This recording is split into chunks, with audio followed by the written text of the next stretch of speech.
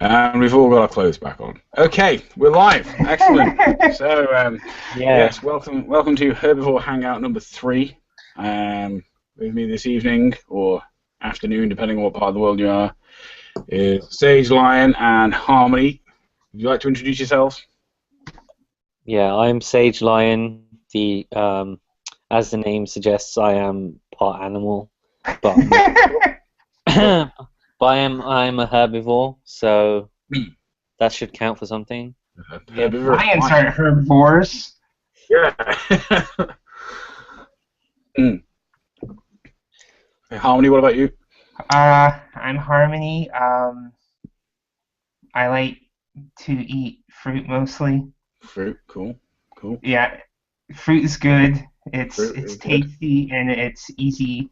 You don't have to make it, so yeah, that's my favorite. Brilliant, excellent. Okay, cool. We may be being joined by someone else later on, but yeah. So topics we were thinking of discussing today. We were going to talk about environmental veganism was one thing, and seeing as Harmony's here, we might talk about kind of fruitarianism or these leaning towards fruit-based vegan diets, and also the controversial, infamous animal rights activist that is Gary Yourofsky. We thought we might talk about him a bit. But I thought we could start off. Has anyone eaten anything interesting recently? Well, I'm currently eating tofu dogs. Of course, yes. How are the tofu dogs? They taste of despair. Oh dear. Well, I put some mustard on them. I eat them with ketchup and some chili sauce. I hate tofu dogs so much. They taste like sawdust to me, anyway. It kind of depends, I suppose, on the brand. Yeah. I'm thinking of hot dogs. I had a couple of vegan hot dogs when I was in Toronto. I can't remember the company. It's the can't remember the name of them, but they were quite nice. We do have tofu wieners. Like YVES? Yes, that was them. Yes. Yeah, those are kind of good. The ones I had were called Zoglos or something like that. Or they were horrible. Oh. They were really bad. But yeah, Eve's is pretty good. I think that's how you pronounce it. I don't know. YVES. Yeah, very good. It's starting to taste less bad as I eat more of it. It's just acclimatizing yourself to tofu. I've said it before. You can get tofu wieners at my local health shop, which I think is quite cool because I find the word wiener very funny. I find it very amusing. So like, yeah, wieners, awesome. But it's finding a bun big enough for wiener. That's the problem. But I can usually find one. Yeah, for me, finding tofu and nut cheese is really hard. Oh, right.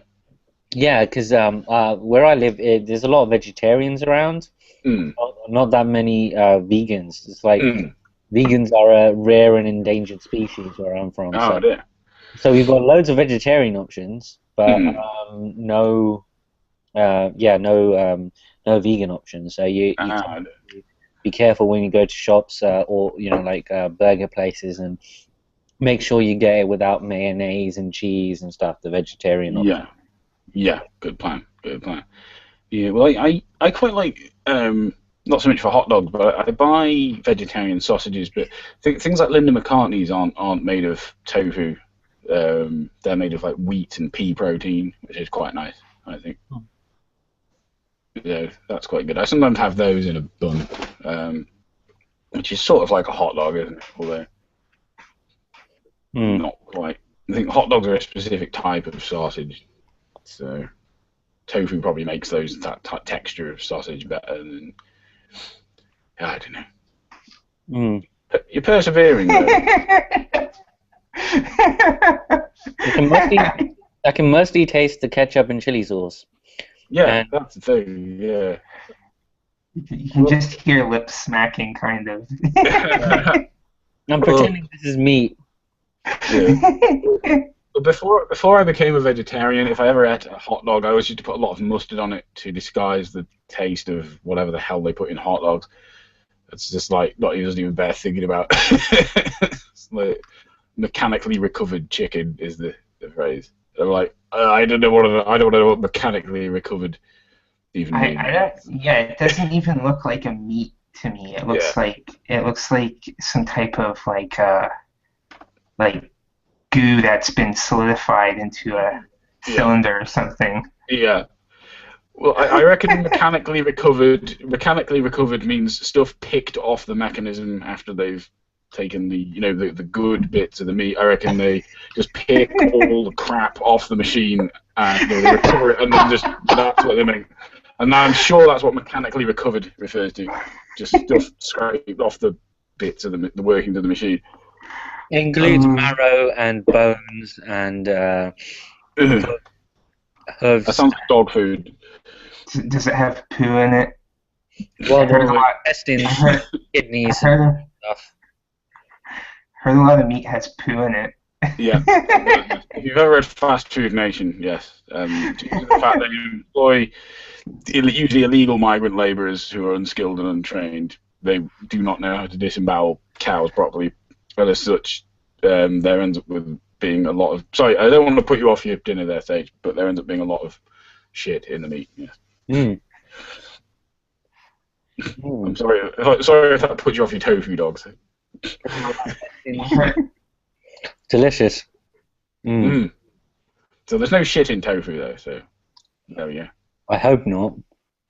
Well, it's very unlikely, yeah. Someone would have to have deliberately put it there if that was okay. I'm sorry if anyone's eating like watching this, and I'll tune into this Herbivore Hangout while I eat my tofu and beans and stuff. But yeah. Anyway, should we start with fruitarianism? Should we talk a bit about that? Yeah, go for it. Yeah. Because you're not a strict fruitarian, as I understand it. What, me? Yeah.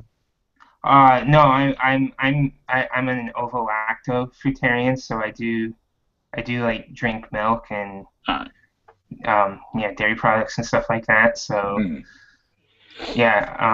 kind of stay away from eggs as much as possible. But I mostly just eat fruit, nuts, raisins, stuff like that. I eat a lot of trail mix, so protein bars and stuff. That's pretty much what I live on. So yeah, I started off as just a vegetarian, but then I guess it just got a little bit like expensive for me. So I started just getting fruit from this place that delivers it to your door. So that way I get it like every second week, and it's pretty cheap, I guess. I don't know, but I get it for free because like I have like certain stuff that I guess I don't know, but a lot of people say it's like it's bad for your health, I guess. I don't know. I've never really had any problems. I know certain people like Ashton Kutcher. He went on the fruitarian diet, and then he said something. He had to go to the hospital or something like that. But I don't know. I've never really had a problem with it. So. I think if you're drinking milk, you'll be getting like B12 from the milk. Which is probably like if someone is a strict fruitarian, if they're only eating fruit, they aren't going to get any B12 from anywhere unless it's dirty fruit, basically. So they probably either need to take a supplement, like an injection or whatever, or tablet, or I don't know, or at least. See, for regular vegans, it's not a problem because things like soy milk and other plant milks have B12 added to them. So it's probably not something they even need to think about. Or things like margarine, very similar. But if someone's on a strict raw diet, they just aren't going to get any B12 from the food, and even more so if it's fruit, because it's not even out of the earth. So, I hear that you don't need that much B12. No, it's a weird thing. It's a weird thing. It's a tiny amount. You can probably last for quite a while without any, but eventually you do need. I think. Do you know Fully Raw Christina? She's quite a famous YouTube vegan. Yeah. Yeah. I mean, I think she said she does take a B12 shot, but she spent quite a few years not doing that, and for somehow managed okay. So I don't know how that works. It's a minute amount that you need a day, but the reason we might be deficient in it is because we're very overly hygienic as a species. We scrub all the soil off our veg, which is good because it gets rid of all the nasty bacteria. But the downside is it gets rid of useful bacteria, which makes B12. So it's the sort of downside that we have to add it. The reason it's still in meat is because the animals that meat comes from have eaten things like veg from the ground. They've eaten grass out of the ground, or they've eaten certain vegetables out of the ground, and they've eaten that soil, and that B12 was in them somehow, apparently. So, that's good. I mean, well, you need it to have brain function, apparently. Yeah.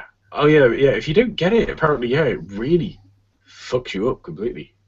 It's one of those weird things. It's a tiny amount of it you need, but apparently, if you don't get it, if you don't eat enough of it, you will die. It just seems so crazy. Yeah, it's pretty crazy. I hear that about like calcium too. Like you only really need a small amount of calcium. Yeah. Yeah, and if you get too much calcium, you can get it can build up or something inside you somewhere. I've heard of something. So I've heard anyway. Yeah. I think it builds up as plaque in your heart valves, I think. Oh, that's kind of scary. I mean, calcium I think is quite present it is in certain fruits. It's not that common in fruit, but it's very common in things like cruciferous vegetables, as I understand it. Things like broccoli, for example, have quite a good amount of calcium in them. And I don't know how true this is, but I've heard it's better if it comes from veg. Your body absorbs it better or something. I don't know how true that is. I've not really checked, but than say from milk or cheese.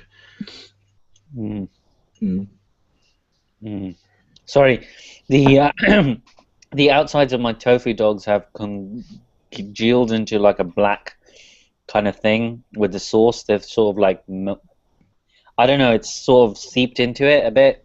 Oh, right. Okay. Tastes of something. So it's no longer. Yeah. What make are they? I don't have the packet with me. To be honest, I picked them up from London because I don't have any tofu available in. You should be able to get vegan cheese in London. Yeah, I'll have to find it though. Yeah, Holland and Barrett in London will definitely sell it. In London, they definitely will. Berkshire, I don't know about that, but London, no problem. Especially, it's very multicultural London as well, isn't it? So they tend to cater for vegans, are probably a lot better than everywhere else does. Well, one more mouthful. What?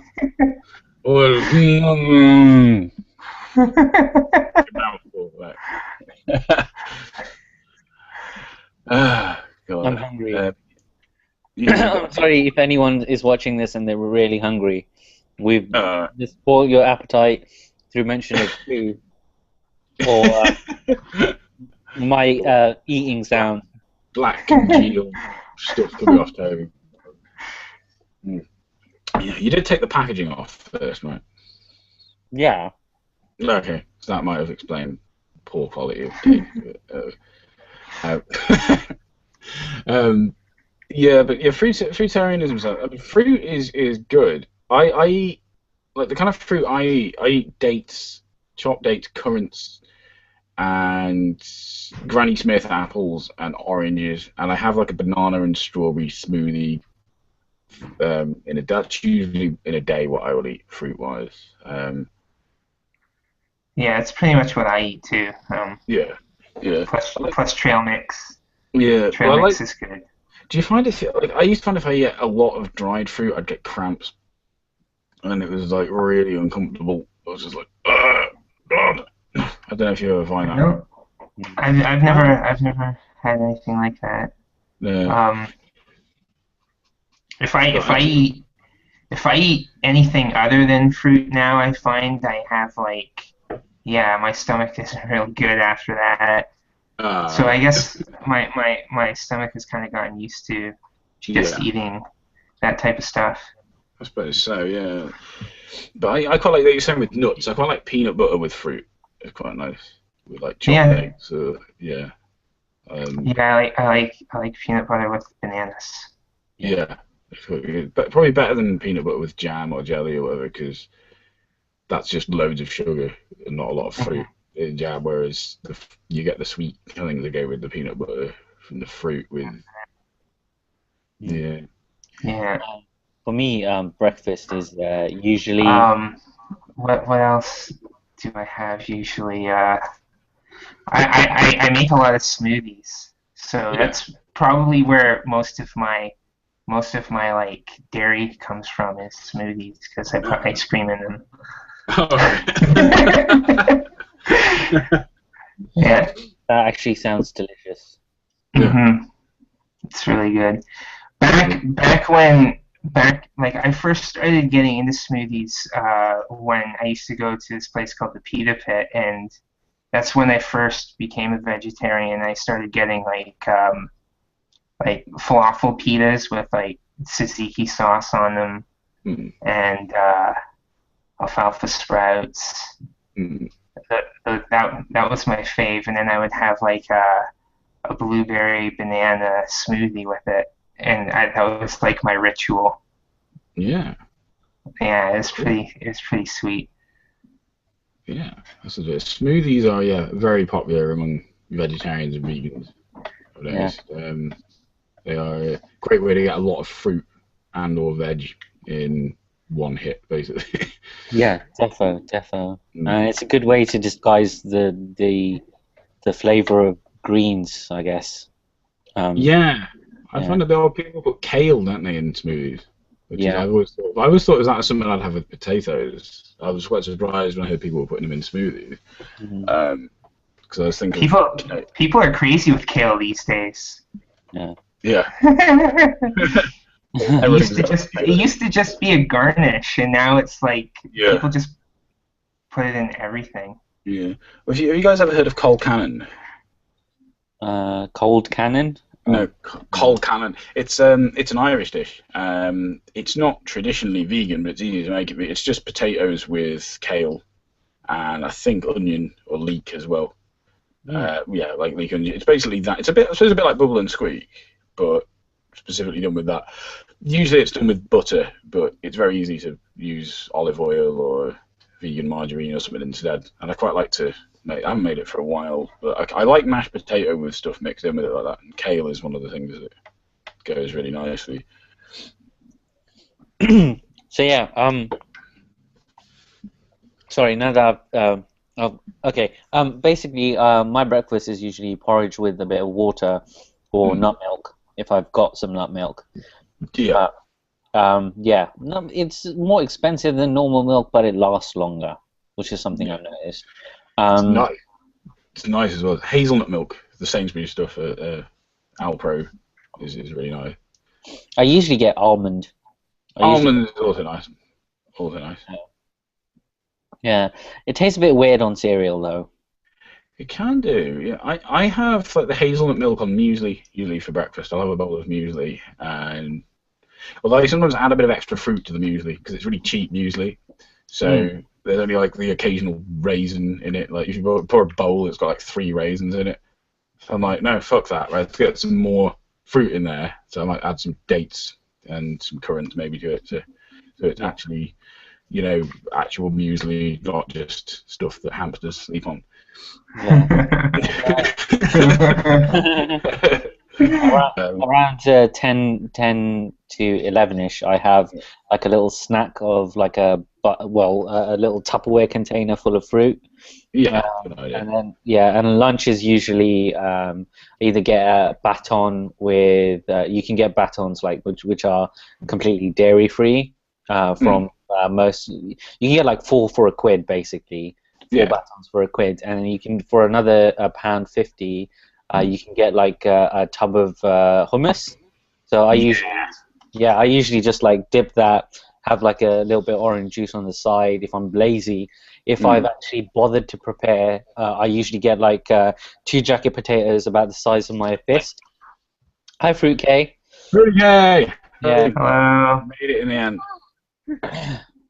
Cool. How are you doing? Good. How was everybody? Pretty good. Yeah, good. We were just talking about what we have for breakfast. Yeah. Okay. I've moved on to lunch, which is 2 jacket potatoes about the size of my fist. Which is always good. With some a requirement. Do you check them against your fist and go, yeah, that's the right size potato? Or they just happen to be. I have the little. I've got this. I'm really lucky. I've got this little market about. I think it's about 2 or 3 blocks down from where I live. If you're going by American measurements, it's sort of like they do a grade 2 and grade 3 fruit, and they allow you to pick your own like potatoes, and they have these like gigantic potatoes that are about the size of your fist. So I usually measure the potatoes next to my fist and see if it's about the same size as my fist before I buy it. So I usually get like about 6 or 7 in one go. If you, turns out it's not that expensive if you buy the grade 2 fruit. It's like, but you have to like just buy enough for a week. If you buy more than a week's worth, then it'll go bad. So, so I'm lucky like that. Though annoyingly, no nut cheese, which I'm really sad about, and I can't get any alternative meats, which is a shame. Fruity K, have you eaten anything interesting today or recently? Well, today I had a vegan hummus wrap. It was like one of the best ones I've ever made. It was amazing. It had like bean hummus, like beans mixed together with the chickpeas in there, black beans. And so that's kind of what I had. A little boring, a little bland. Well, and then I guess I did have a bite of a falafel in tahini sauce as well. So nothing wrong with being a vegan. Yeah, I think if you're a vegan, you tend to eat hummus probably every day. I just find out if ever I go somewhere where that's usually the only thing people have. But I like hummus though, so it's good. It's just as well. But I think Violent Vegan said he's actually allergic to chickpeas, so he can't have hummus. Oh man, that sucks. Or falafels or anything. Well, anything with chickpeas in basically. Oh, okay. Poor guy. Yeah. Sucks, But, is it lunchtime yet in America?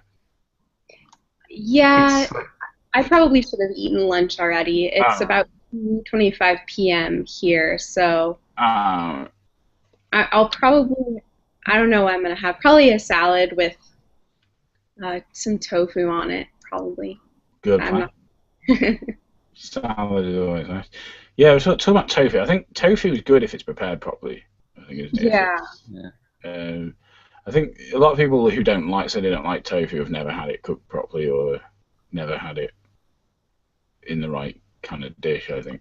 Or they think that you're supposed to just eat it plain, like by itself. And they don't understand you actually have to like mix it in with something, or have it be like a supplement to something, to kind of absorb the flavor, because you just don't take out the tofu, slice it up, and then have that be your meal, Yeah, that's a bit. Yeah, I quite like it scrambled, a bit like eggs. I'll just scramble it with onions and bell peppers or whatever it is. Maybe a bit of salt and pepper or whatever it is. Quite nice, I think. Yeah. We're going to talk about a bit about environmental veganism as well. Benefits of the vegan diet to the ecosystem. Sage, you know a lot about that. Yeah. Great. Okay. Great.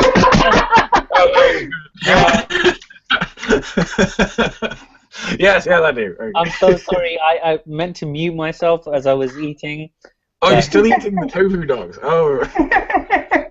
Sage is eating tofu dogs. He said they taste of despair. That's very abstract, but. How many have you eaten now? Well, I've had 4 so far. I've got 2 more in a bun, and I've got 1 on its own. Okay. They're starting to not taste as bad anymore because I think they're starting to absorb the ketchup and chili sauce a bit. Okay. So I also I've got some homemade salsa as well. It's good, but yeah, I'm really upset that I can't eat unhealthy anymore. It's harder to eat unhealthy. Oh dear. Yeah. That's terrible. How will you cope without eating healthy? Yeah. You have to live longer and everything. Oh no. Oh dear. No, I was looking forward to dying in my 50s. Yeah. I've got some sweet potato I'm going to try and cook later on. Oh, cool. Should be good. Although it's getting late, but never mind. Sweet potato is so good if you sprinkle some thyme on it. Have you ever done? Thyme is amazing with sweet potato. I haven't really thought to do that. I usually just roast it or mash it. Or I like to mash it in with normal potatoes. It's just quite nice. Or just have it roasted with, like as part of a roast dinner. Could be quite good. But yeah, I was thinking that with the environment, I think, as I understand it, the planet cannot sustain a livestock industry for much longer. Am I correct? Sounds correct to me. Yeah, that's correct. Yeah. Yeah. Growing. So I go for it, Sage. Yeah.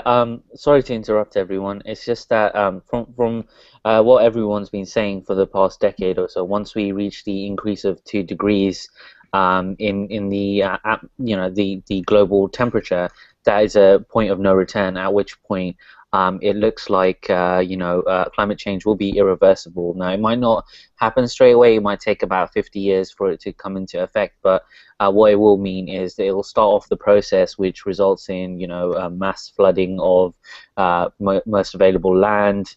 It will also result in wars for resources like water.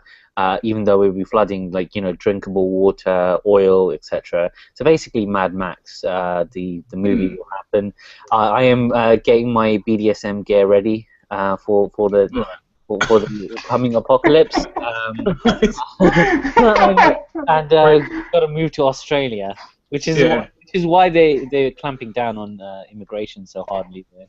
Yeah, you shouldn't compare it to Mad Max though, because that's a classic movie. You don't want people to make it sound good. You don't want people to think, oh yeah, Mad Max is going to happen. Yeah. You want to find a shitty movie that's post-apocalyptic and say that's what it's going to be like.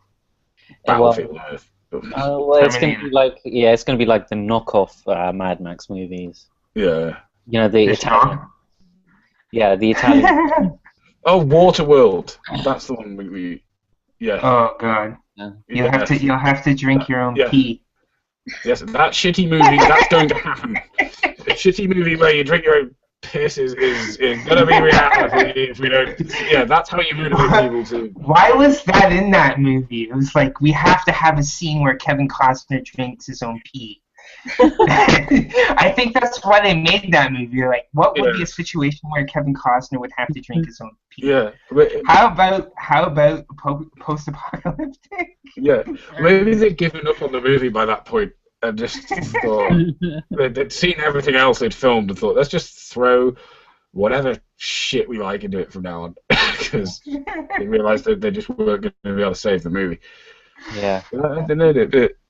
It's quite alarming how small amount of time we have to actually do stuff. I don't know. I mean, can we convince people not to eat beef in 2 years? In 2 years' time. Yeah, apparently we're about to reach, or we've almost reached the 2 degrees limit. So they said it's going to be 1 or 2 more years, and then we'll have reached it, at which point things will be irreversible. Yeah. The main problem with beef is it currently accounts for about a third, beef consumption. If all we did was just get rid of our beef industry and use the extra, grains used by the beef industry for, like human food, we'd be all right. But if it currently accounts for a third of our emissions, third of our carbon emissions. So if as a species we just stop eating cows, we'd. And that's... Sorry, go on. Yeah, it would just be a minor thing. We'd just not eat beef anymore, and then we'd be we'd be all right. Yeah. Well, when you account for how much resources it actually takes to raise the animals, feed the animals, get rid of the animals' waste, and then to harvest the animals, and then to transport the meat, to different places of where they are sold.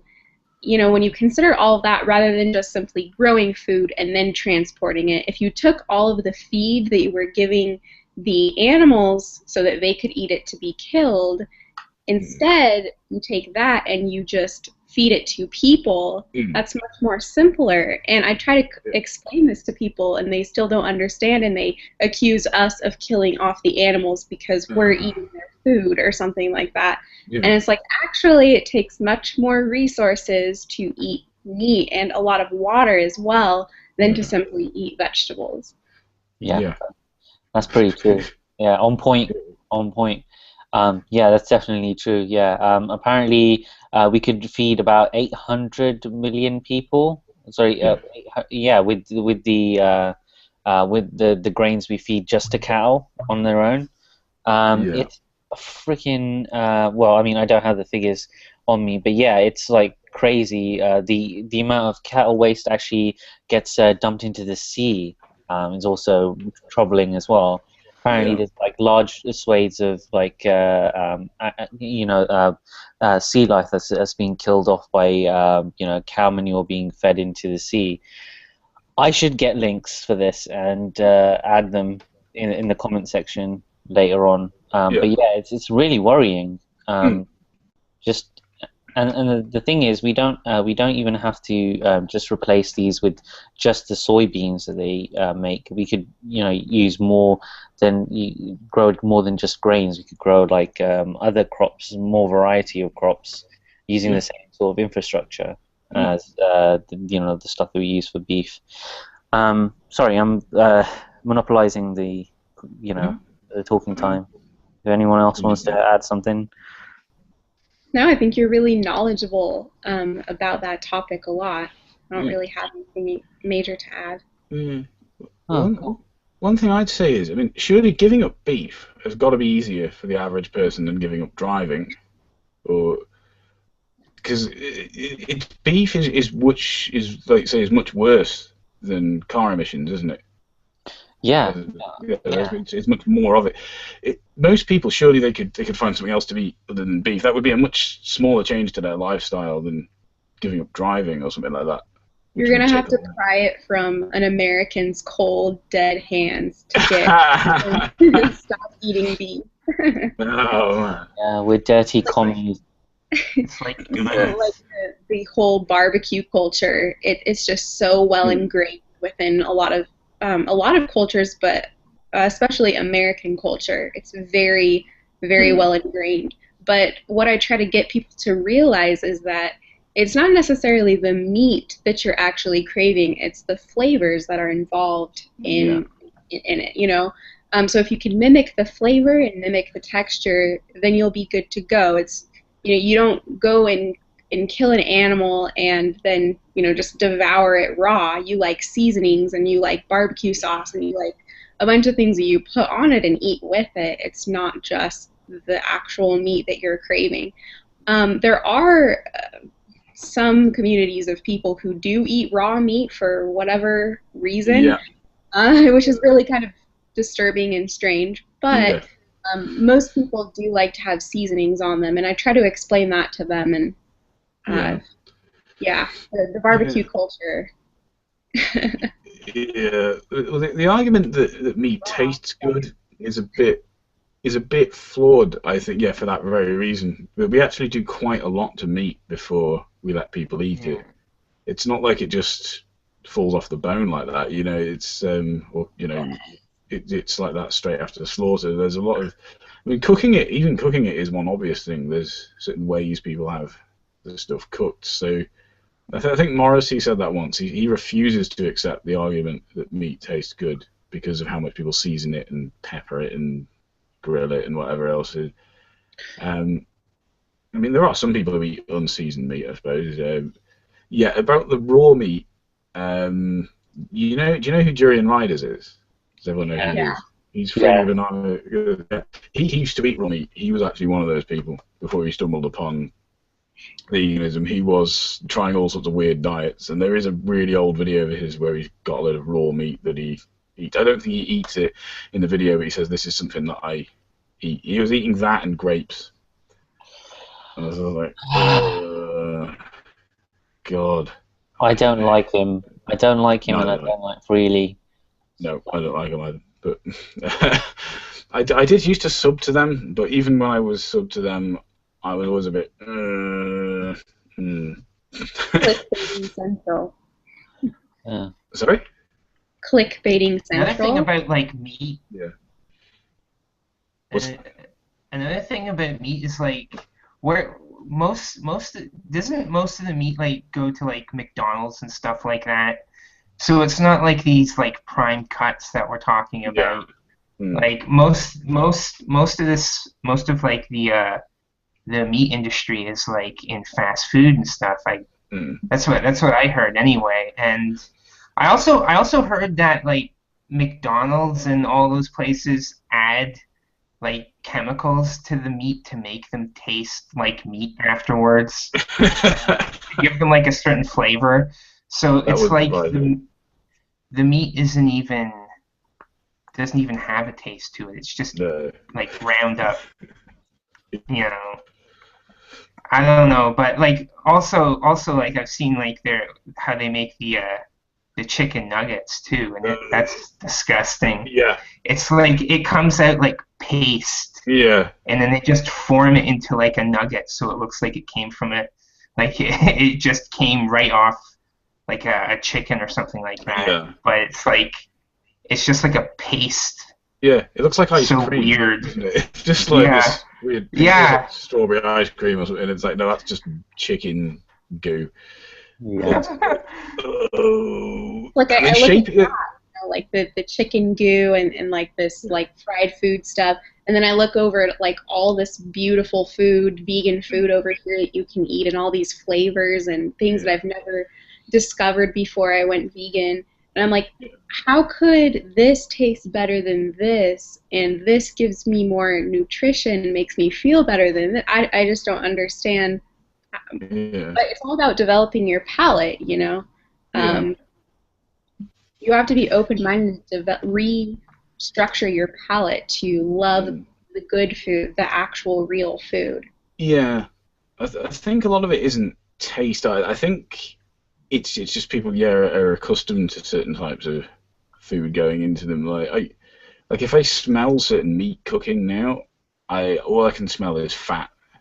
You know, I don't like, it doesn't smell nice at all. Or I can smell fat and salt, and that's it. Yeah.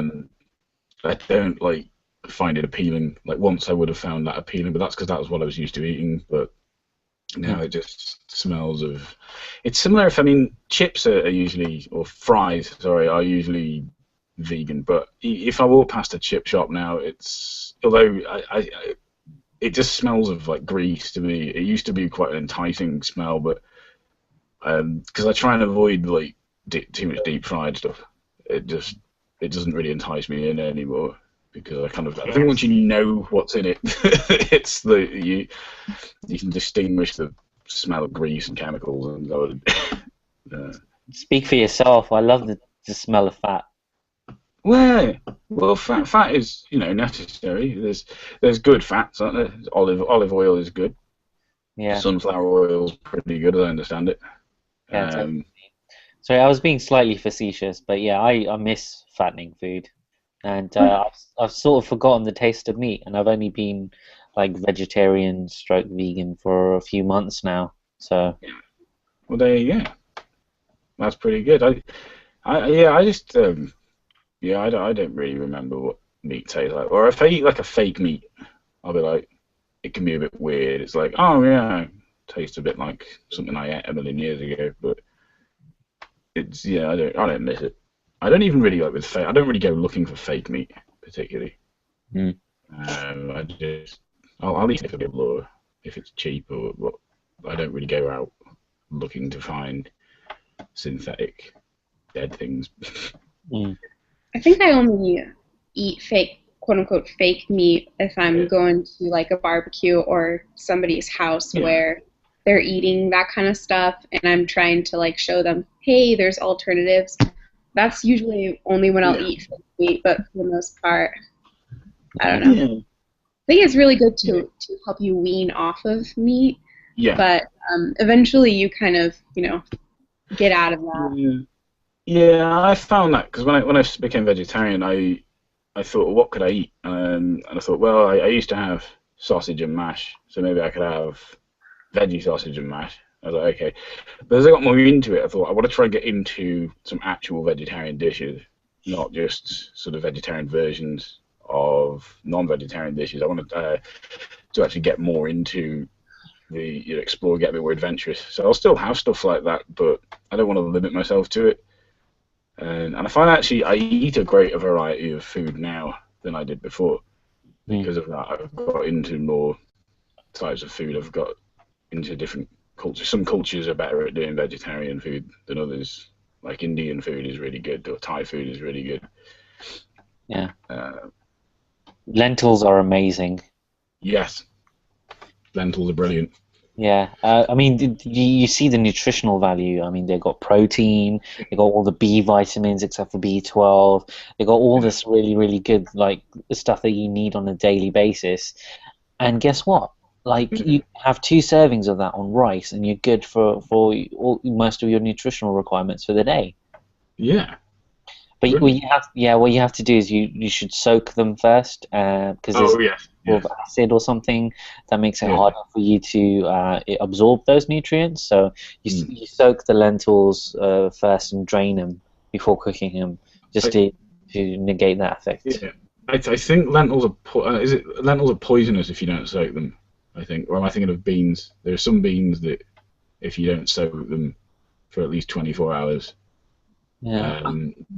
They're toxic. Chickpeas are definitely something you have, unless you buy them in a tin already soaked, pre-soaked. But if you get raw chickpeas, you have to soak them for 24 hours, or they're poisonous. Yeah, I mean, wonder how many people died to figure that out. It's like it says soak them for an hour, and try it was like, okay, let's soak them for 2 hours. That's like the 24th person doesn't die. They're like, yeah, that's how long we have to soak chickpeas for. Oh, God. You probably don't die, you probably just get very sick, but still. Yeah. I'm sure it didn't happen like that. Probably. Well, they have tons of fiber in them, which gives you effortless bowel movements, which is one of the many perks of being vegan or vegetarian. So. Yeah, exactly. That's a bit. They sell something, I don't know if you can get it on your side of the pond, but they sell something in health food shops over here called a bowel benefit bar. And I was like, I think they need to come up with a better name. I just don't think it's the most enticing. Probiotics and stuff, but I've never heard of like a bowel benefit bar. But that's its actual name. That's what they have written in nice friendly letters on the wrapper. I just don't think the word bowel should feature in the name of the food. I think that should be. I think they should just come up with a cooler name for it. Yeah. a fruit bar or a nut bar or whatever, rather than mentioning barrels in the name of it. I had one once though, and it was nice. One of my friends eats a whole Weetabix whenever he's got like bowel problems. Like a whole box? No, just the Weetabix biscuits. Like he eats one of them. Oh. Just dry, Just dry, yeah. That would. I think I remember once I think this was before I was vegetarian, but I think that you could still have it. I was staying with my brother at university, and he'd run out of bread. So instead of having toast for breakfast, we had Weetabix with jam on it. He'd run out of bread. It was quite nice. I would, although it was cheap rip-off Weetabix.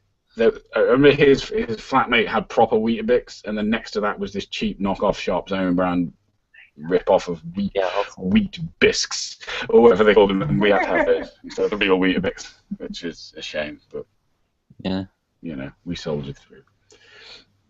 I've got generic Cheerios. Oh, right. Tesco's Cheerios. Oh, own brand Cheerios. Yeah. With no B on the front. Yeah. What do they call them? Are they just called like Wheat Loops or something? Let me just get the packet. Well, 1 sec. I'll be back. Yeah. Okay. Is it going to take a while? I wasn't that interested. 10 minutes to find out the name of Shop's own brand cereal. But, oh god. Do you guys eat cereal? Sorry? Do you guys eat cereal? I have muesli. Depends. It's called. I eat oatmeal, but yeah. Yeah, me too. But not like cereal with meat anymore. Like. No. Yeah. What Sage? Did you say you were back? Oh. Yeah. It's called. It's called multigrain. Multigrain hoops. Oh, they're actually quite cool packaging. It. What is that? Something like basketball? As in shooting hoops? It's a mouse okay. dunking a basketball, and there's the Tesco multigrain hoops, whole wheat, corn, and oat cereals, fortified with vitamins and irons. Excellent. Wonderful. That sounds amazing. On the side it says suitable for vegetarians. I would hope so. Yes. You don't want meat in your wheat grain hoops. Have you tried eating your cereal with like almond milk or soy milk or anything like that? Almond milk it tastes a bit odd, but it's okay. It's sort of like skimmed milk. Yeah. When you eat cereal with different types of cereal with almond milk, it just has a really... I usually don't like drinking almond milk by itself like I used to drink milk by itself. But when you mix it together with like a cereal or granola or something, it can taste really good. But I didn't know if you had tried that yet or not. Yeah, it's I don't know. Maybe it's the kind of like I'm a budget vegan, I guess. So I try my best to stay within a budget. But yeah, it is good. It's decent. I like it on cereal, but I can't drink it on its own. That do you remember that? Like getting a giant pint glass of milk and just downing it. I kind of miss that more than meat, to be honest. Yeah. Well, I quite like it. Like I was saying, I like Alpro's hazelnut milk. Is quite good. That's sort of I can drink that in a glass. I have that on my muesli usually, and in my tea, and that's quite nice. But you can get sweetened soy milk, which is quite good by the glass. The unsweetened stuff I'd use more for cooking or something. If you want to talk about chugging plant-based milks, for a treat, every once in a while, I love going to the store and getting like just a huge thing of like silk chocolate milk. Chocolate. Oh, I love that. And I'm just like gulp, gulp, gulp, gulp, gulp, because it tastes delicious. Because it's chocolate. So. I think I had that when I was in Toronto. I was amazed how big the containers are there, because we get these really small British ones, but they just have these massive, huge jugs. I was like, that's 2 brilliant. liters. Yeah. How small are they in Britain? About yay big. Really? Wow. Like, Yeah, all the milks, yeah, are usually pretty large. Yeah. Yeah. Interesting. Yeah, it was quite cool. I mean, look, we get a lot of the same brands, but yeah, they're usually smaller. Wow. Unless it was the same. It was the same with crisps as well. Potato chips. It was the same. That you use. It's really See, small. that's probably something that should be a smaller portion. Yeah. Yeah. We've started doing things your way though, sadly, rather than the other way around. We've started getting bigger bags of of crisps over here. Well, and unfortunately, like globally too, they say that more and more countries, developing countries, are starting to eat more like the Western diet, which is exactly the opposite of what should happen. Yes. We should actually be eating more like a lot of these different cultures that for thousands of years have been very healthy because they eat a very balanced diet. But instead, they're eating more fried foods and more processed foods. And stuff. Yeah, I mean that's a bit odd though. I mean, I think it's mostly down to the fact that as these markets emerge, you get like American companies, going in and marketing more of these like fattening foods and more meat products as an aspirational thing, just to people like because in India and other places, McDonald's and Pizza Hut and stuff, they're like upmarket restaurants rather than like low rent food like we have here. So yeah, I mean it's sort of like it's marketed as aspirational food, so that's kind of how they're doing it in these emerging markets, which I think from a marketing standpoint, it works for those companies, and those companies are losing a lot of profits from the developed world. As in, I don't like using that term, but like America and Britain, people are becoming wise to the fact that these foods are really unhealthy, and they're visiting these places less often. So yeah, they're kind of like marketing themselves more in the emerging markets, and that's kind of the problem, really. I think the real problem is the globalization is encouraging people to be more Americanized, if you know what I mean. So that's sort of, I don't know, maybe we get if we wanted to stop that from happening, maybe we get in ahead of McDonald's and stuff, and like make people aware of how horrible it is for your health to eat these kind of foods. That this is not, having a massive belly and dying before you're 50 is not an aspirational thing. Yeah, then maybe that would help a bit more, because the way that these foods are marketed in developing and emerging markets is it's really problematic. At the same time, you have to be kind of a bit careful when you say stuff like that, because it's sort of like, oh, we've had our fun, but you guys can't have your fun, sort of thing. So yeah, I mean, you have to do like a delicate balance, but I think education and like letting people know how bad this kind of stuff is for you is probably the best way to go to stop the growth of McDonald's in other countries.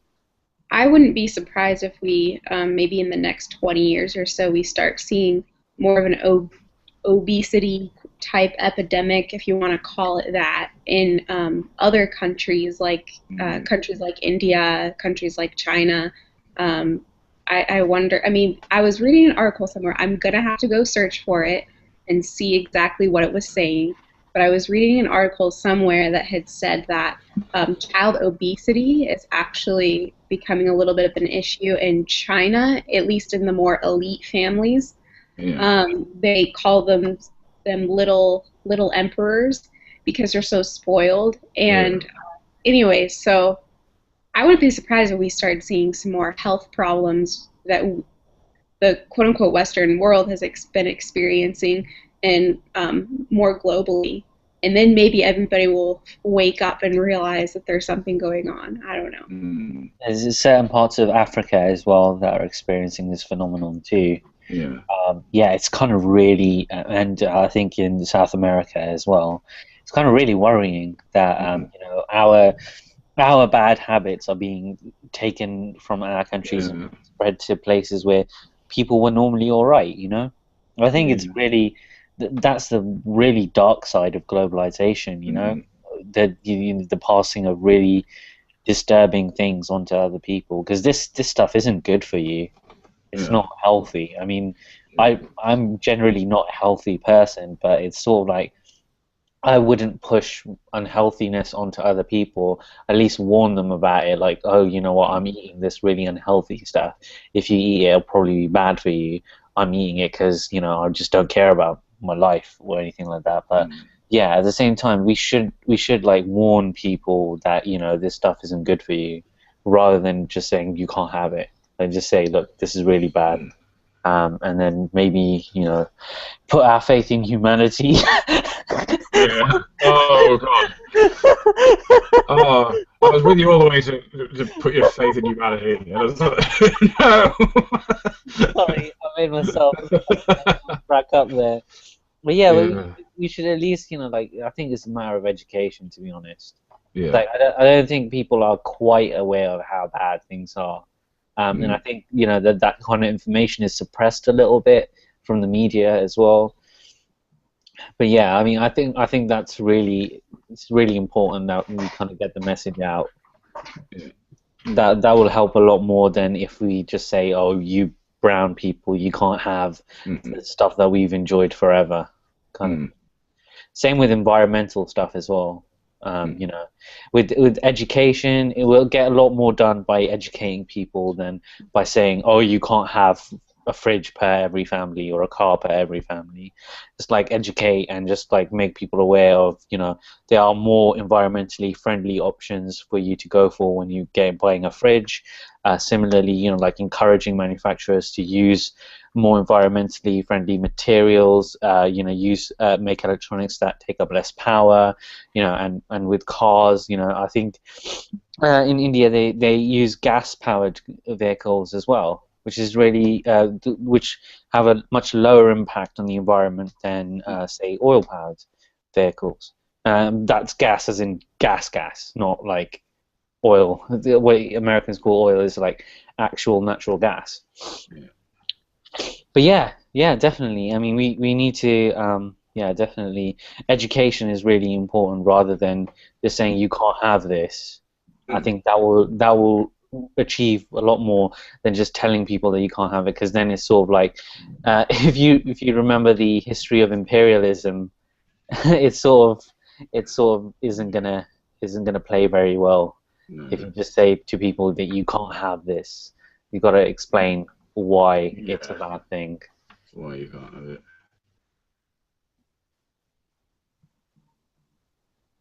Sorry, I brought us down. Someone say something pleasant, please. I'd agree with what you say. Like, we need to give people alternatives, because I think when you start telling people you can't do this or you shouldn't do this, it becomes very negative. It's like if you say you shouldn't eat this kind of food because it's cruel, or you shouldn't eat this kind of food because it's bad for the environment. If the whole dialogue is all about what you can't do, it just becomes very negative. Or it's the same with telling people to try and be healthy. You say you shouldn't eat too much of this or too much of that. It just comes across as one big kind of killjoy idea. It just seems to be a lot of what you can't do. And I say to people, like, try and tell people what they can do. You know, try and say, look, this is something really nice you could eat. This is something really good for you that you could eat. This is something that's not cruel to any or damaging to the planet that you could eat or consume. And I think that is a more positive way to frame things than always just telling people what they can't do. Because I used to find that, like, sorry, go on. Well, another problem is like a lot of people now live like really like instant lifestyle, you know what I mean? Like everything has to be made really fast, you know, like microwave culture and stuff like that.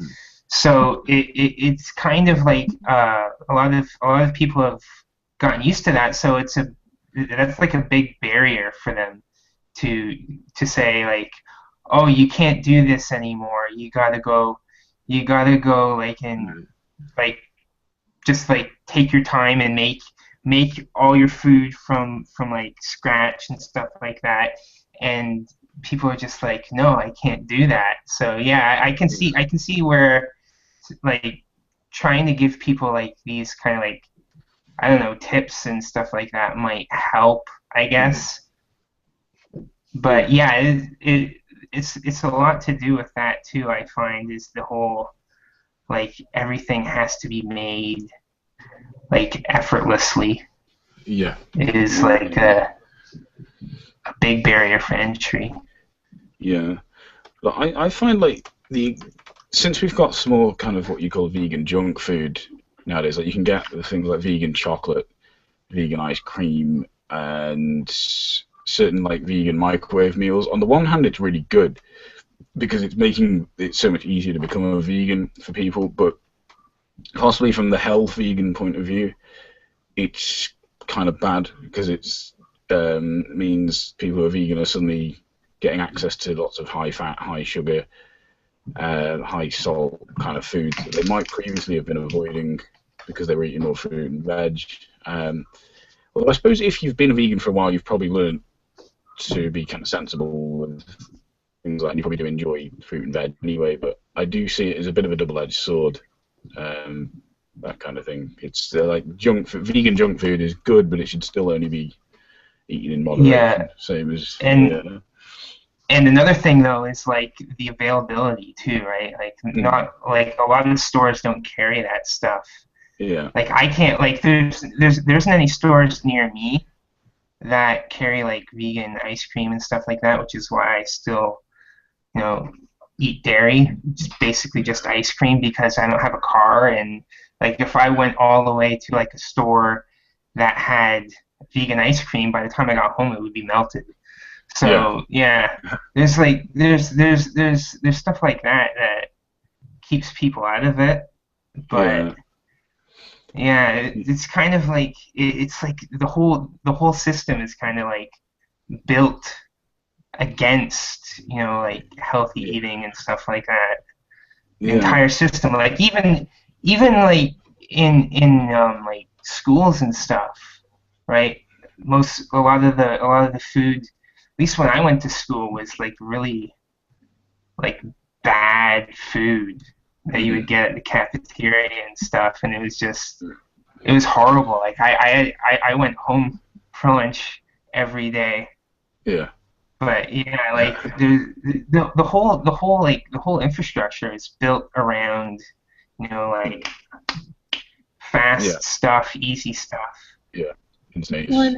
When talking to meat eaters, they always tell me, look at all the stuff that I can't eat anymore. But then I like to point over here and say, look at all this stuff that you still can eat. Potatoes, those are still vegan. Look at all of these things that are still vegan that you eat on a day-to-day basis that you don't even realize is vegan. And that's the thing. I like to explain everything is vegan except, meat, dairy, eggs, and these few things that you eat that are actually animal stuff, whereas everything else is vegan. So it's really not that bad, It's quite a simple transition. I've tried with some of the cooking videos I've done. I've tried to sort of mix it up so some of the recipes are a bit complicated, but some of them are quite easy. Because I want to like give people an idea that there's a lot of options. You can't. I think if you become a vegan and you suddenly realize you've got to learn to cook, you don't want to have to do a lot of chopping and steaming and boiling, and it can be very unfamiliar territory. And I said to people, there are some quite simple recipes you can do, or even simple sandwiches you can make. So you're not sort of jumping into trying to be really good at cooking straight away. But as you get into it, you might try some more ambitious recipes once you're in the zone a bit more with cooking. So, yeah. But if you think about like all the time that it takes for you to get in the car or get a cab or something and go to a restaurant and get something, or even just even take something off, peel it off, put it in the microwave. If you add up all of that time, it's actually quite a bit of time compared to just when you get home from the store. Chop up a bunch of vegetables as big as you can, put them in the fridge for later, and then get them out ready to make every night or whatever. You know, there's ways that you can stop being lazy. It's not that people don't necessarily have time. It's just that they don't want to go above and beyond, or not even just do something more basic, you know, and plan ahead, you know. Yeah. Yeah. I'm kind of, I mean, I really do like the better choices, like the, I don't know if they have them around the world or in Britain or anything, but in America we have these Amy's little freezer microwavable stuff. Amy's company is really good, and you just stick them in the microwave and you eat them, and they're amazing meals. And I love those. But every once in a while you have to think about trying to step out of just putting something in the microwave and actually making yourself real food. Yeah. It's just good for you. Yeah. Well, I was trying to say as well, cooking can be fun. So it doesn't have to be a chore. It can be quite fun activity, especially if you're cooking something that you might not ordinarily eat. It can be a bit of an adventure, and if it's something you can do with friends or family or loved ones or whatever, it can be a fun activity to do together as well. So you can, assuming, depending on how much time people have, obviously some people work however many jobs and so on and so forth, but if say you've got a day off, it can be a good thing to do for a day off, is to try and plan something to cook and try and have some fun, basically cooking something and being creative with it. But I do get some people that they work so much they just need something they can get quickly. And yeah, I think soup is good. Always, like, you can always get good vegetable soup, and either like tin. You can buy stuff in tins, but I mean, also even making it isn't too big a deal. It's just a lot of vegetables in some water and boil it, cook it down, blend it, whatever. Excuse me. Sorry. Oatmeal is like a staple of mine, and you can get instant oatmeal that you just, you know, take a half of a cup. It's like 160 calories. You put it in something, you boil water, you stick it over there, stir it, and then it's ready for you in 3 minutes. And that's always really nutritious, and it's fun, and it actually fills you up quite a bit, and it's vegan, so. Yeah, exactly. Yeah, I do like a bit of that. And I was going to say, oh yeah, this is something I was going to ask. Apparently Americans don't do this, but beans on toast. Apparently that's not a thing in America. No, it's not. But now that I think about it, it's probably something that I should try. I haven't tried it before.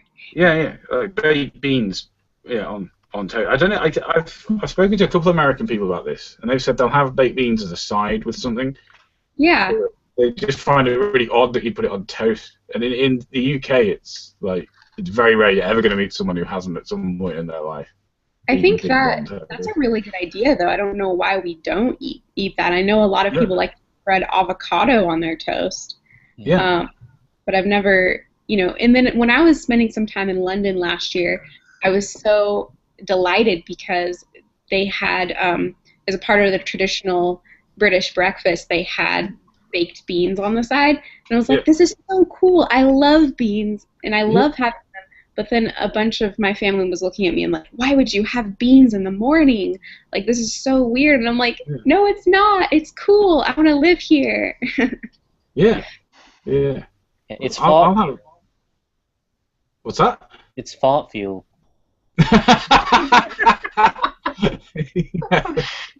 I'm so glad everyone watching. We've got like bowel movements and poop and. This is definitely not a hangout you should watch while you're. Well, my fiance just became vegetarian like 2 or 3 months ago, and ever since then, like, he used to always give me crap about, you know, farting so much. But now him and I like have fart wars together. Anyway. That's beautiful. That is so romantic. I know, right? Yeah. But the thing is, beans. You can have beans like any time of day, as far as I'm concerned. I'll have beans on toast. I won't have it for every meal in a day because that would be insane. But I have it I have had it for every meal at some point. I've had it for breakfast, lunch, and dinner, but just not in the same day. It can be really nice, but I just find it really weird that that's just a British thing, like putting beans on toast. I just find it so odd that other people do that. You know, for Americans, we really like peanut butter, and we don't understand why nobody else likes peanut butter. So there you go. Maybe it's just that trade-off. Peanut butter is okay. It's adequate. Yeah, it's good stuff. I didn't used to really like it until I started buying like whole peanut butter. So it's just there's no other ingredients in it. It's just peanuts. Yeah. That's it, or just peanuts and mashed up. Because some more commercial brands of peanut butter have got like added salt and palm oil and other stuff. It's still vegan technically, although palm oil is kind of an issue for vegans. They also have like hydrogenated vegetable oils in a lot of the brands and stuff. Yeah. Guys, I actually have to get ready to go commute to work. So thank you so much for having me on your now, Captain Andy. And I'll hopefully see you again soon. Yeah, sorry. Thanks, Fruitcake. Yeah, thank you. Bye, guys. Bye. Speak to you soon. Bye. Fruitcake. Bye. Awesome. Yeah, peanut butter is pretty good, I think. Peanut butter and bananas. Yeah, peanut butter with fruit is a genius. And apples. Peanut butter and apples is good too. Yeah. Because nuts are high in fat, but it's good fat. It's the kind of fat your body needs. It's like I think it's omega-3, is it, or omega-6, possibly both. It's stuff that people say you can only get from fish, which they're wrong about. It's present in quite a few different types of nut. So nuts are fatty, but not bad fats. It's the good kind of fat. And protein. Sorry, I'm looking at some nutrition facts. All right. So a nutrition fact for almonds. Total fat around 49 grams per 100 grams serving. Calories about 576. Mm-hmm. Saturated fat 3.7 grams. Polyunsaturated fat 12 grams. Mono unsaturated fat 31 grams. Trans fat 0 grams. Cholesterol 0 grams. Sodium 1 milligram. Potassium 705 milligrams. Carbohydrates approximately 22 grams. Dietary fiber 12 grams. Sugar approximately 3.9 grams. Protein 21 grams. Good, yeah. I was going to say trans fat and saturated fat and stuff like that, and cholesterol, that's the really bad fat. That's the stuff you can pretty much do with eating never. It's not a requirement. But things like the polyunsaturates are good, I think, aren't they? They used to always say when they were advertising margarine in the 80s, I remember they'd say it's high in polyunsaturates and low in saturates. That was the sort of buzz phrase for every margarine manufacturer, because butter was very on the decline at the time. Because everyone had realised butter will give you a heart attack by the time you're about 30, whereas margarine was the kind of new thing, and that was always the buzz phrase. You would always look for that on the box. High in polyunsaturates, low in saturates was the advertising slogan. Apparently, cashews have more saturated fat. Cashews have about 8 grams of saturated fat. Sorry, saturated fat. That's not bad. That's not too bad. Certainly for something like nuts. I mean, compared to like dairy products, your dairy product, you're going to get like whole milk. You're going to get a lot more than that. Certainly with cheese, there's a lot of saturated fat in cheese.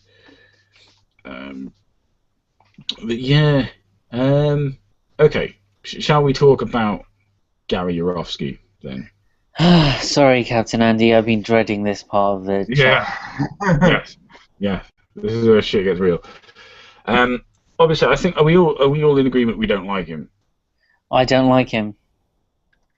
I've only seen like a couple of his videos, or a couple of videos with him in it, but he's scary. Yes. he comes across as, I don't know if it's the proper term, but he comes across as a psycho. That's probably not I don't want to upset any psychologists out there or psychiatrists by just butchering that terminology, but yeah, that's not really even a term, so I don't know. He is what, in colloquial terms, we would probably call him a psycho. He seems to really fantasize about committing acts of violence as well. Yeah. Which is kind of weird. I mean, he talks about what he would like to do in the past. Trigger warning for anyone. By the way, I'm about to talk a little bit about rape. But he has in the past said that he thinks women who wear fur. He said he hopes they get raped. Is something he has said in the past. However, violently. Well, he said the same about men, although he added that as kind of an afterthought. Yeah. But either way, and I don't think he has any knowledge of people outside of the gender binary, as far as I'm aware, because he doesn't care about human rights apparently. But he has said that, but he's justified this by saying it's just something he wishes. He said it's not something he would do, which I don't know. Does he really think that makes it more So better? basically he would like stand by. He wouldn't do is that what he's saying? I don't get it. You can't just say I wish something and then say, well, that's all. He was asked this. In fact, he did a video where his wife asked him this. I think she was just there to ask him the questions. She said, "Oh, if you were walking down the street and you turned down an alleyway and you saw a woman being raped, and she was wearing a fur coat," he was saying. She asked him, and he said, "Oh, he would stop it." And he gave a graphic, violent description about what he would do to the rapist. And I was thinking, well, then why would you do that, Gary? You think this is your wish? Why would you stop it? And you're also on record as saying fuck human rights. So why do you care that this woman is who you think deserves this, and you don't believe she has human rights? So why would you stop it? I just think the guy's full of shit. I think it was like he said that statement initially, saying that women should get raped or whatever who wear fur, and then this is part of his backpedaling process. Yes. It does make him look like a bit of a shit to say something like that. Yeah. I don't know. I mean, statistically speaking, a lot of vegan women have probably been sexually assaulted or raped and stuff. It's just statistically speaking, it's very likely. But wouldn't that upset a lot of them that you said something like that?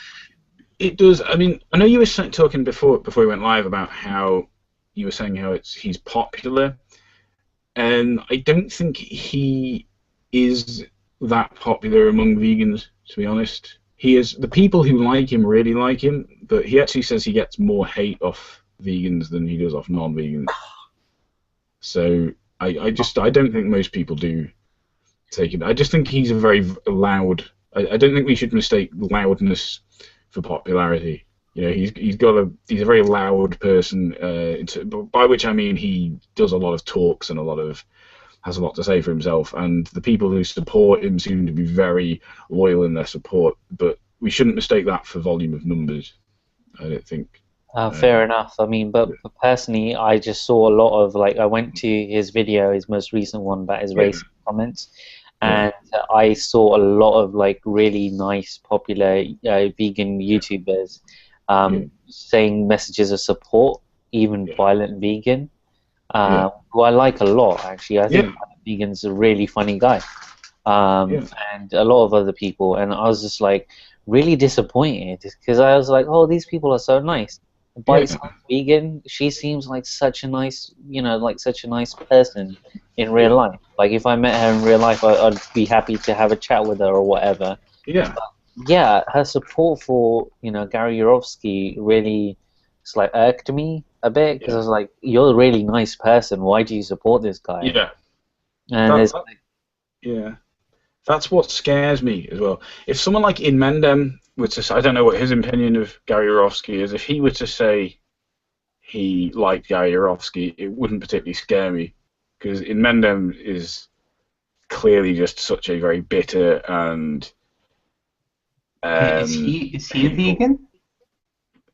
Yeah, I think he's definitely a vegetarian. I think he is. Most anti-natalists tend to be, I think, because they are very committed to reducing the amount of suffering that goes on. Because their whole belief is that we shouldn't create life because all life will suffer, and whatever joy anyone experiences in their life is not enough to counterbalance that. Like even like a really rich, privileged individual will still suffer at some point in their life. There's still a lot of potential for them to suffer, and as such, it's better. Their argument usually, I don't want to misrepresent antinatalists here. There are different types of antinatalists. Their argument is usually that it would be better that we just did not create life at all. We should just let all life become extinct, so no one will ever suffer because no one will ever exist. Is their somewhat bleak view of the universe? It's kind of weird. It is. I mean, some people have sort of said to them, you know, why don't you just off yourself then? Which is an insensitive thing to say, but I suppose, yeah, it's a relevant philosophical question.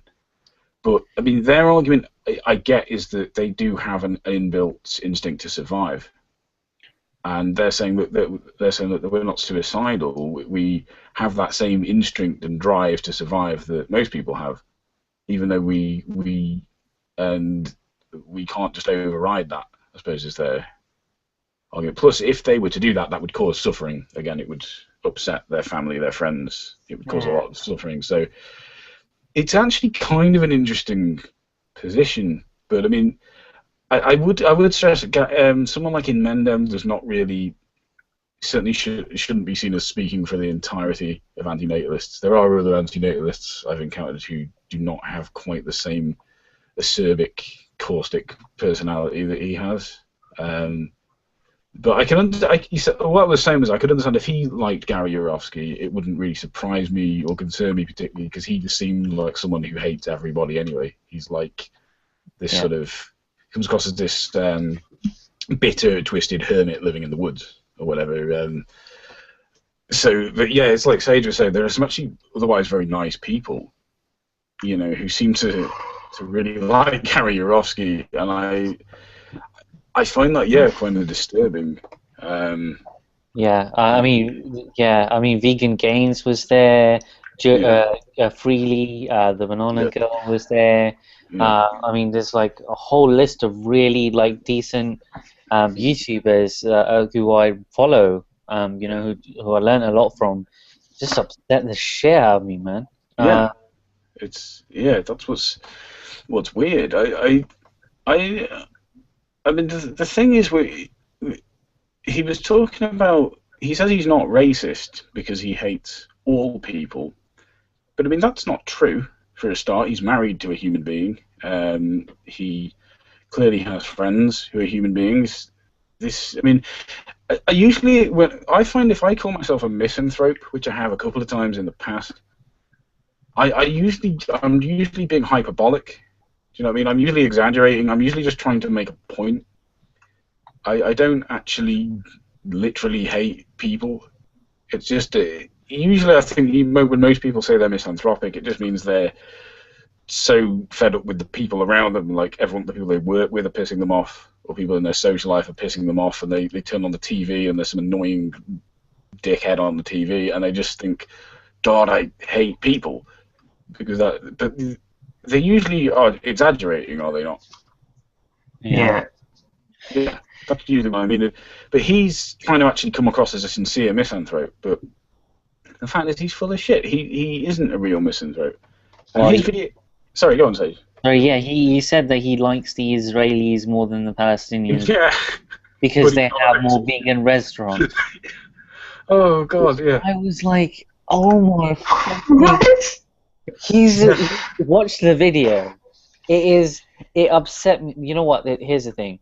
Like, the Palestinian-Israeli conflict is a very complicated one. Yeah. It's really like complex, and you can't just like reduce it down in such a short space of time. But equating all Palestinians with Hamas isn't useful. or helpful. Dehumanizing all Palestinians is not helpful. It certainly doesn't help us come to a peaceful conclusion in that region. You know, like completely dehumanizing a whole group of people is not like. And then you know, he's like saying, "Oh, I hate them both, but I like the Israelis more." Yes. Because they listen. That's racism, Gary. I'm not racist. I hate all people, but I hate Palestinians more. Yeah, that's racism. Did you hear comments about black people? Yes. Okay, so this. I would suggest you go out and watch this video yourselves if you're listening to this. But his things was that you know, because black people, once they were released from slavery, they were given 12 acres and a mule. I think those are his exact words. Because mules are slaves, you know, of human beings, and that makes their slavery okay because they're slave masters of mules. So that makes slavery in the South okay. Yeah. And he's saying black people are horrible for doing that. And like, this is Vegan Gains' comment on his like, I think Vegan Gains is mixed race. Yeah. This is what he said: "You can't be racist if you hate every race. I agree with you, man. People are horrible, and Palestinians are crazy racists." I don't know, man. What do I say to that? Yes, Palestinians are racist. It's we were saying before, weren't we? Yeah, that in itself is just a contradictory statement. I hate Palestinians because they're racist. It's the same as like I hate Jews because they're racist. Black because they're racist. It's like I can't think of any race that does not, or any culture that does not have racism towards some race at all. I don't know. He's acting like it's inherent to, you know, like it's sort of biologically determined within them. But it's not. It's part. Most cultures tend to have a kind of prejudice toward other cultures running through them somehow. It's kind of. It's the way it goes. It's kind of human nature. That's what we work to get past, isn't it? But that's the thing. I was saying it before, wasn't I? That Gary is part of probably one of the most privileged intersections there is, in that he's white, he's male, he's cisgender, he's heterosexual, he is Western. So he's I'm not sure where in the class ladder he comes from, but either way, you know, he's certainly got a house, a home. He has a collection of what looks like quite nice art.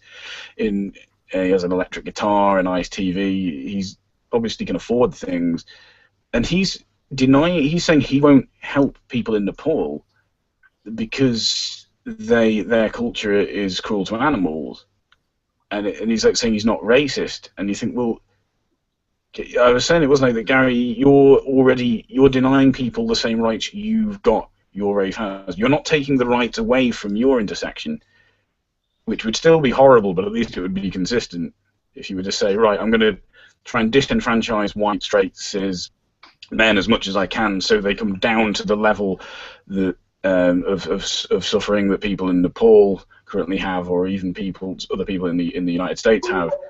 I'm going to bring them all down to this level, so we can all suffer as much as we deserve because we're filthy humans.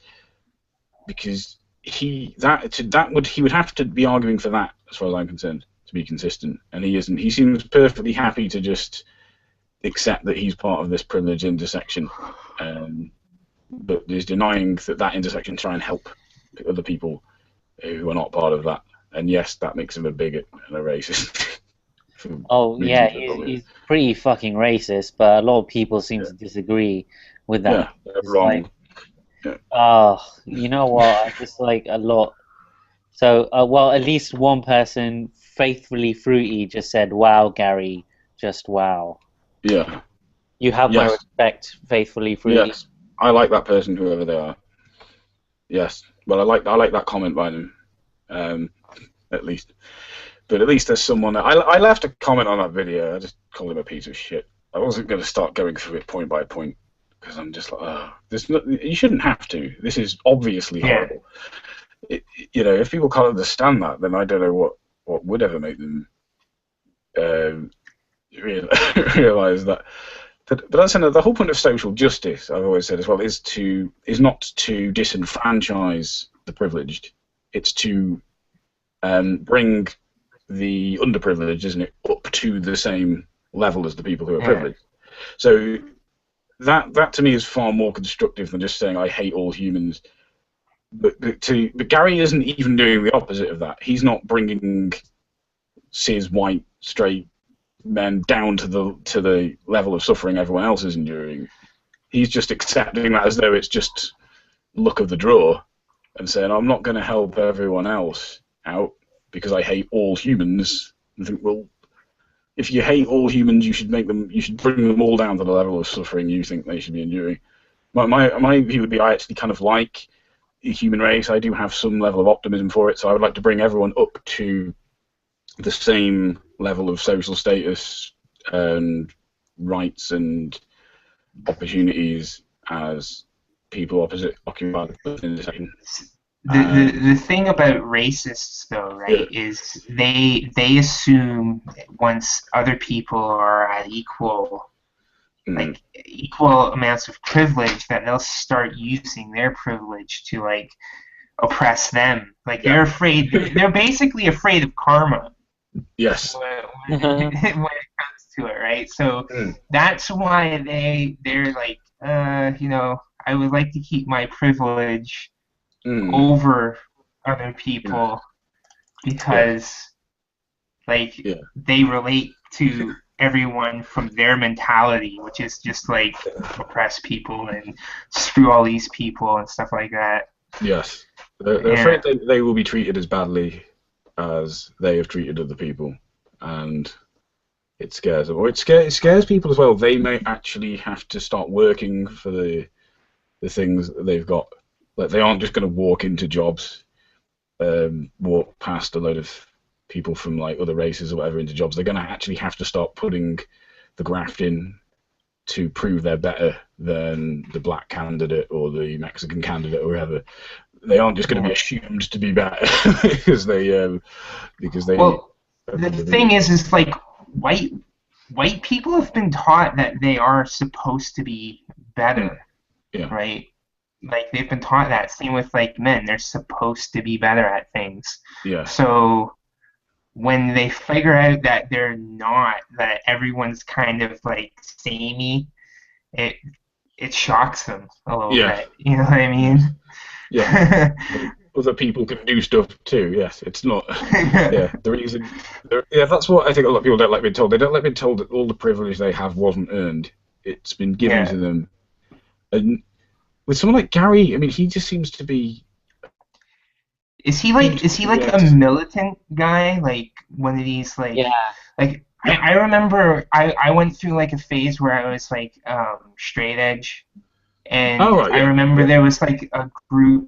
There was they would call groups of militant straight edge people hardliners. Yes. So is he kind of like that? One of those people that would go out and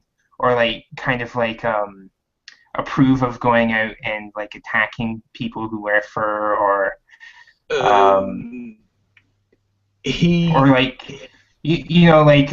cause property damage to certain industries and stuff like that. He's been in jail. He's done. I looked this up. He did jail time for breaking into a mink farm at some point and releasing a load of mink. So yeah, he is willing to break the law, or at least he has been willing to in the past. But yeah, so he is. I don't know. He talks very weirdly about violent acts he wants to commit to human beings because of his misanthropy, but. I don't know. Is it all talk? Is it just for effect? Or I wouldn't want to risk it. I wouldn't want to be in a room with him, to be honest. He's scary. I wouldn't trust him with sharp objects. No. Yeah, he's a genuinely unpleasant human being. Yes. I can understand why vegans don't like him as well. For those who don't. But yeah, I'm just looking at this video. 919 comments, 1,117 likes. Yeah. It was almost 90% likes. What you call it? That's the thing with this site though, right? Like, yeah, that like problematic people seem to be able to gain a lot of support. Yes. Which I don't get. It's support so weird. It's support they wouldn't get anywhere else. It's like if you've got weird, horrible views, like anti-humanitarian views, or weird, cruel, despicable views. I mean, even in the kind of society we live in, you know, which isn't perfect, I think most people know they're not going to get away with being that much of a complete prick. So they go to the internet. They all collect on the internet, which is the only place they've got, and they just exert their horrible behaviour. They come up with these horrible, vile views, knowing that they're probably not going to have to deal with the consequences of it, because they could be anonymous, or they can, you know, the person isn't going to hit them in the face or for the things they're saying. And I think that's where a lot of it comes from. Seriously, so many freaking white people who think he's not racist. Oh. Well, if white people think he's not racist, then because one thing I've learned, white people are the experts on what is and isn't racist. Yeah. If they don't give a shit about it, then it's not racist. The one group of people who don't experience it know the most. Yeah. The standpoint. Standpoint veganism. Yeah, I'm really, really sorry if I'm coming across as a broken record here, but yeah, this just really upset me, like, to no end. Seriously, I was just like, all these nice people agree with this asshole. Yeah. Well, the problem is, I mean, with let's say with my channel is not a single focus channel. Like I talk about a few different things. Like I talk about a few different political issues, and I talk about some stuff that's not. With a lot of these other channels, they are monofocused on veganism. They may occasionally talk about other stuff, but they are monofocused for the most part on that. I don't think they have an understanding of things like social justice or other political issues. So that's why I think a lot of them don't get it, because veganism is like the only issue they really understand. Oh my fucking god! I'm so sorry. I'm so sorry. This just upset me so much. Yeah, it is. I'm sorry if I sound like I'm overreacting, but yeah, it's really, really not. It's really not okay. Yeah, it is. It is very. It's unsettled me a bit, because I mean, there's one channel, I won't mention her name, but there's one channel I was subscribed to. She's always like a really nice person. She just comes across as so friendly and so sort of nice, and then she just puts up this video defending Gary Yourofsky, and I was just like, what the fuck? And that really kind of spun me around a lot. It's like I'm saying, I don't care if someone like in Mendem wants to defend him, fuck him, I don't care. But this is like, these are nice people, otherwise nice people, who just seem to have this glaringly huge blind spot. Your fave is problematic. Yeah.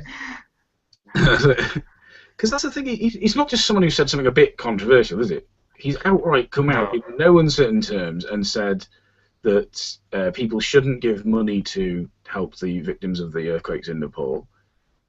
And he's outright said that Palestinians don't deserve to live because they don't have as many vegan restaurants as Israel does. Which is sort of almost makes me laugh. You know, I shouldn't laugh at it, but it's sort of such an absurdly stupid thing to say that it's like, it's like if I wasn't laughing, I'd be crying, kind of thing. Do you know what I mean? It's kind of it's weird hearing it from someone who is like a pseudo activist, I guess, because like, oh, I care about this one thing, but everything else. Yeah. Yeah, well, that's the problem with monofocus. I mean, I know it's slightly difficult to use intersectionality to cover something like animal rights, because animal rights has to be viewed separately to human rights for certain reasons, due to animals actually being very, different enough to human beings that you can't. It's difficult to it, but nonetheless, you can sort of apply intersectional principles, can't you? And it's necessary to understand how different issues all come together and have to have to be dealt with in such a way that they're not detrimental to other issues. So the thing I quite like about intersectionality theory, it says, yeah, we should fight for women's rights, but not in such a way that it's detrimental to LGBTQ rights or to racial equality, or that it can't be done in such a way that's detrimental. It has to be done in a way that's complementary to those things and is compatible with those things, because all disenfranchised groups deserve to be helped, basically deserve social justice. And with animal rights is a slightly different kind of issue, but nonetheless we'd say, well, animal rights should be fought for, but not in such a way that is detrimental to human rights. And I don't think that's, I don't think it's necessary to pick one or the other. We can care about human rights and animal rights as far as I'm concerned. We can walk and chew gum at the same time. Yeah. Okay, I'll stop sounding like a broken record now and just say. No. Let that rage flow. Yeah, that's what the point is. Yeah. Yeah. I do. Yeah. I have thought about doing a video against Gary Yourofsky. I may well end up doing it. It's going to take a while though, because I'm not prepared to just run in front of a camera. I don't really do that anymore. I want to construct it properly using images and clips and script it, and it could take a while. Could even end up being one of those really long videos, but fuck it, Yeah. Why not? But he is definitely a racist. He may genuinely not understand why he's a racist, but he is a racist. There's no denying it. But do you guys find this as well, that I think most people you meet, they understand what racism is if it's really blatant. Like if someone says they want to kill all blacks or they want to kill all Asians or whatever, most people understand that that's racism. But when it's more subtle or institutionalized, that's where they're completely blind to it. And it's the same with other prejudices as well. People will only understand it if it's really blatantly laid out to them. And that's where we get these stupid phrases like "I'm not racist because I've got black friends," or I'm not racist because I hate everyone. I hate all racists," which is a new one. I've got to be honest. I've never heard that phrase before. This is "I'm not racist. I hate all racists." It's a completely. I think one of the problems is people are taught that being a racist is like something that you can't correct, right? Like, and they're taught like it's a bad thing that you become, right? Like it's like a personal thing, but it's actually like something that's been ingrained in you through like our culture, right? So it's not necessarily bad to be racist. What it's bad to be is someone who is not apologetic for being racist when they end up being racist, or when they're like told that something might be racist towards a certain group of people. They're like, oh, like I'm not racist at all. It's just like, well, it's okay to admit that you've been racist as long as you're willing to like learn. Yeah. You know what I mean? I just want to put it out there. I picked up a lot of really bad habits from my father. It's like my father's quite a bigoted man. He's like very, very homophobic. Very like he had. I didn't realize that I had picked up on a lot of his attitudes, misogynistic, homophobic, a bit racist regarding certain races and stuff. I picked up some of his attitudes, and I had to like think about the way I thought wrongly about certain things, and then had to correct that sort of thought process in my head, which took a really long time, and it took a lot of self-reflection and stuff. But it's something that you need to. If you are a compassionate person, you should think about why you think a certain way about certain people, and then try to correct that. I mean, the whole thing that you can't be prejudiced or bigoted in any way is a bit like it is the wrong sort of mentality to have. I think, what Harmony was saying was really good. It's just, you have to like be aware that you could be racist, and then just like, or bigoted or whatever, and just check the way that you think about certain people. Do you see people as human beings? Do you appreciate that they're a unique person, etc., etc.? Do you appreciate that they could be good, they could be bad, or whatever, and just treat them as individuals, and as like acknowledge that they're your fellow human beings. It takes that actually takes it's not as easy as it sounds, but I mean, ultimately, if you actually care about eliminating prejudice from the world, you should like check yourself to make sure that at least you're not prejudiced, if you know what I mean. Because then, if you aren't that way, then that's one less prejudiced person in the world. Yeah.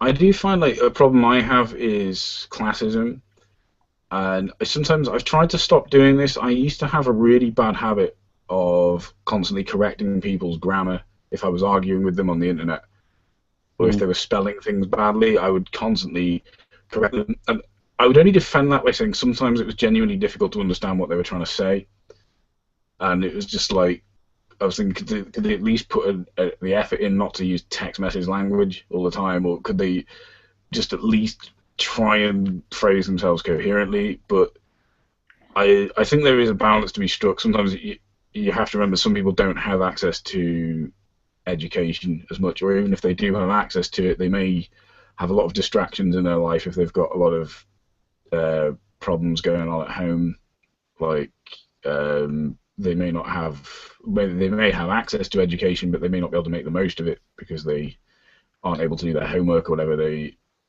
because their home life isn't accommodating to it. And I do sort of accept the point, maybe I shouldn't be so sort of quick to correct people's grammar or spelling, when the fact is I've had the opportunity to actually learn things like that.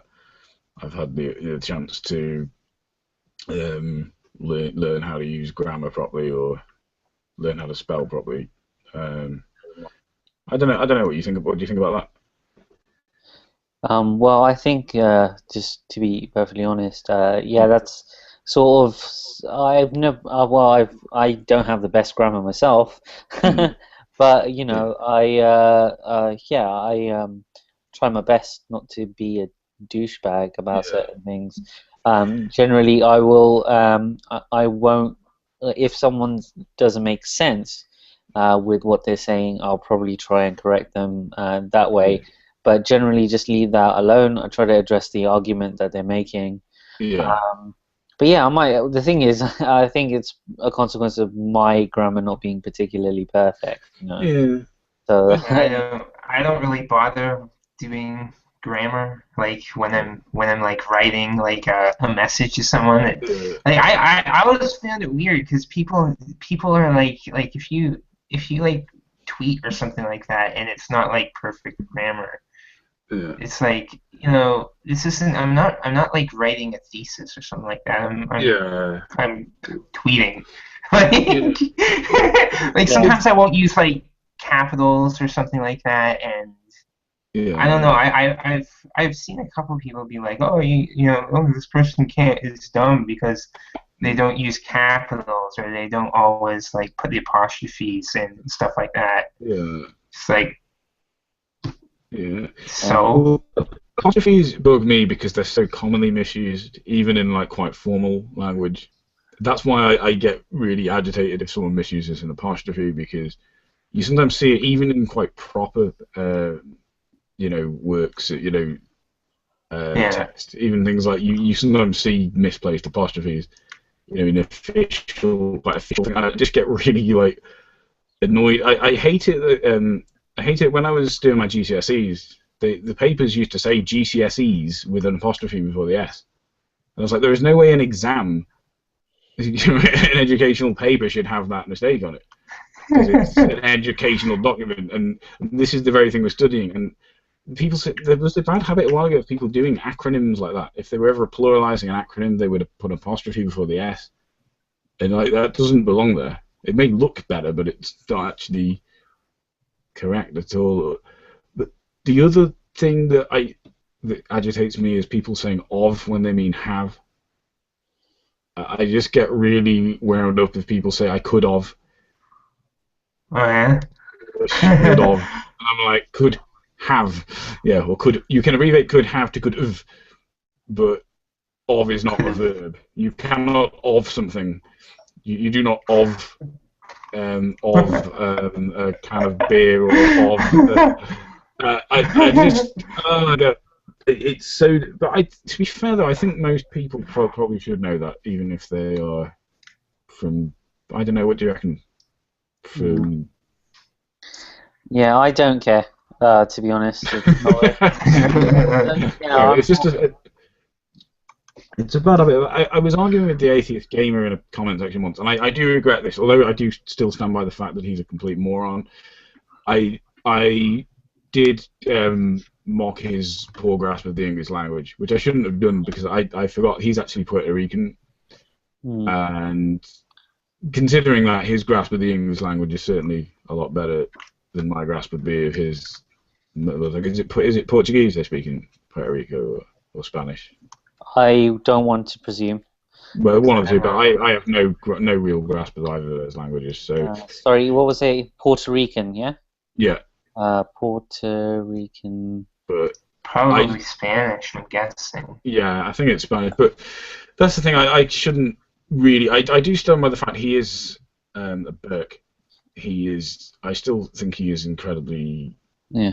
Like I'm gonna say ignorant rather than stupid. Yeah. I think he is an ignoramus, but I shouldn't mock his poor grasp of English. When, to be fair, his grasp of English is quite good, all things considered. It's considering that it's not his first language, and I don't think he's been speaking it very long either. So Spanish is quite good. Sorry, Spanish is the language. You were correct, Harmony. Yeah. So that's something I do regret, which I just sometimes I forget when I'm talking to people in comments. I forget what kind of accent they might have or what their ethnicity might be, because I don't see race, especially when it's text, especially when I'm looking at the text written by a person of that race. That's yes, because I can't see their race.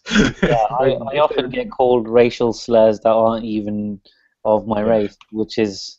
Both upsetting and insulting at the same time. Yeah. Yeah. Yes, exactly. But yeah, I mean, on the subject of this, I do find certainly with people in the vegan community, but I find this elsewhere as well. Some of these people have a very good grasp of a certain issue, but a completely terrible grasp of every other issue in the world. And although I would say with a lot of people in the vegan community, I think a lot of them don't even entirely understand veganism particularly well. A lot of them don't defend the position very well. They muddle up a lot of what is information they've got from YouTube videos or whatever with actual medical information, and that can be a problem. I think Gary Yourofsky probably does fall into that category. Yeah. I've noticed this with people like Freely, the Banana Girl, and Durian Riders. They often come out with utterly pseudoscientific nonsense or stuff that they've clearly pulled out of their arse. There's just the Durian Riders just once said, you don't need to eat any extra protein. You can build muscle mass. The only reason people tell you need to eat protein is because to feed the protein industry. I was thinking it's not as simple as that. Protein is not something that was discovered yesterday, right? This is something that we've for a long time, long before there was an industry around. I mean, yeah, there is some sort of truth to that. Like whey protein is something that people try and sell you, or creatine, which you probably don't necessarily. If you're doing weight training, you don't necessarily need as much of this as they would like you to believe, but you do still need to make sure you've had a good dose of protein if you're going to do exercises like that. I usually have, I do buy sometimes tubs of soya protein powder. It's basically for vegans. It's probably the vegan equivalent of, and I'll usually have like a bit of that after I've done some weights or I've done a workout or whatever. But, you know, I mean, to just say, oh, people shouldn't worry about protein, I think that's kind of irresponsible if you're an athlete saying that kind of thing. Yeah, I mean, I think, well, you can get like hemp protein, which is really good. Hemp protein is good. Yeah, I'm gonna go in business selling hemp protein. I hear it. Well, I've had it. It tastes nutty. I had some strawberry flavored hemp protein once, and it tasted absolutely nothing like strawberries and a lot like pond water. And nice. So I was just like, so if I could come up with a hemp protein that doesn't taste like bum, then people would buy it because it. It's so that's a good business idea, I guess. Yeah, so yeah. Well, the soya stuff I buy is quite good. It's the stuff I've got at the moment is chocolate flavored. You can also, and it actually tastes of chocolate, or you can get strawberry flavored. You can get plain flavored that tastes and looks like polyfiller. Well, what I did with that, I used to sort of half and half it with the flavored stuff, so that it sort of had a bit of flavor to it. So I'd maybe like half a scoop of the plain and half a scoop of strawberry or something, and mix it together, or mix all three and get like Neapolitan protein. Nice. But yeah, that's what I mean though. Because those channels are promoting like health veganism, and they need to actually make sure they reference some medical journals or try and back some of what they're saying up, not just because they're self-styled gurus. Yeah. And a lot of health there's all these fad diets like this, not just vegan ones. In fact, probably more than vegan ones. These awful things like the Atkins diet and stuff. They're all from self-styled gurus or people who've somehow gone on this diet. It worked for them for some reason, and they've just decided they're now a medical expert who's going to tell everyone what to do. And not a lot of these things don't work for everyone, and it's also figuring out why it worked is the other thing. Not just assuming, oh, I didn't eat carbs for however long and lost weight. And like, well, okay, but did you lose good weight? Did you actually lose weight in a good way? Like, do you have less body fat, or have you lost weight because you're harming your body to such a degree you are now not... You're now wasting away. Any thoughts? Yeah. I don't know. I don't really know much about health, so I just know that I have my blood pressure's okay, and I'm pretty much a healthy weight, so yeah, that's good. That's all I care about. So yeah. Yeah, my initial life goal was to die at 50. I'm not sure if I'm going to meet that goal now. I think I might have to get hit by a car again. Oh God, how are you bearing up after that, by the way? My right shoulder is still a bit messed up, and my right knee, I'm finding it hard to like walk, put weight on my knee. But I'll be good. I'll be good if I keep my weight off it for about a week and get back on my bicycle. Yeah, it's crazy. You just got that bike too. Yeah. Yeah. It's well, yeah. That's a bad bit of luck. Yeah. My last accident actually put me out of commission for several months, and after it, I gained like an incredible amount of weight. I did massive tissue damage to both of my knees, and I couldn't walk for 3 months. Couldn't walk properly for 3 months, and then I had a limp for another 6 months, and then I gave myself an extra couple of months, like a whole year recovery time for that injury, and I had just started cycling again for about 2 months, lost tremendous amount of weight, regained a lot of my, like my past athleticism, and then bang, white van man just turns in front of me without indicating and smashes into me. So, Yeah. Well, you can probably. This may not be the best thing to say. You can probably still do sit-ups and crunches and stuff. Yeah. I know that's probably not a very helpful thing to say, but there's still exercise you may be able to do even if you can't bike quite so much. I'll still bike. Yeah, Yeah. I'll still bike. I'm sure that my knee will get better by, I think, another couple of days. It wasn't as bad as I'm making it out to be. Yeah. Joints were sore for a few days, and now they're a bit better. Just my right knee is a bit tender, and my shoulder's a bit tender. I've regained some motor movement in my right hand, which is good. Because I was restricted to not being able to lift my hand above a certain point for a couple of days. But yeah, so yeah, sorry, I'm being selfish as always, and that's good. Listen, I did my right arm in a little bit not long ago, a week or two ago. It was just, I think it was just from overdoing it with weightlifting. I'm fairly sensible, but even if you're sensible occasionally, your body needs a rest. And it's starting to feel a bit better. But I've managed to do some press-ups and stuff, and it feels okay. So I'm thinking I might, get back into it. Because I'm looking to get back into Muay Thai training. But you need to be able to do press-ups to do that, because we do a lot of those.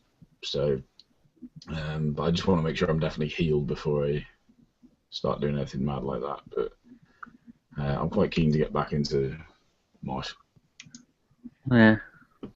Well, yeah. I mean, I don't know. I want to regain my past athleticism, which I enjoyed being able to run for several miles, and being able. Well, I could do a half marathon. Okay, I'm overestimating myself here. I could run 5K.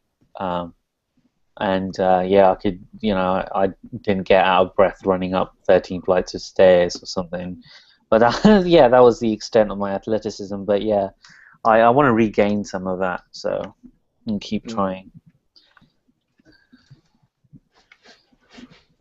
Yeah, so I had a bit of a sound problem then. Can you hear me? Yeah, I can hear you. Yeah. Okay, cool. You're not getting echo? Echo. No. We're good. Yeah, I just had a bit of a sound glitch for a moment.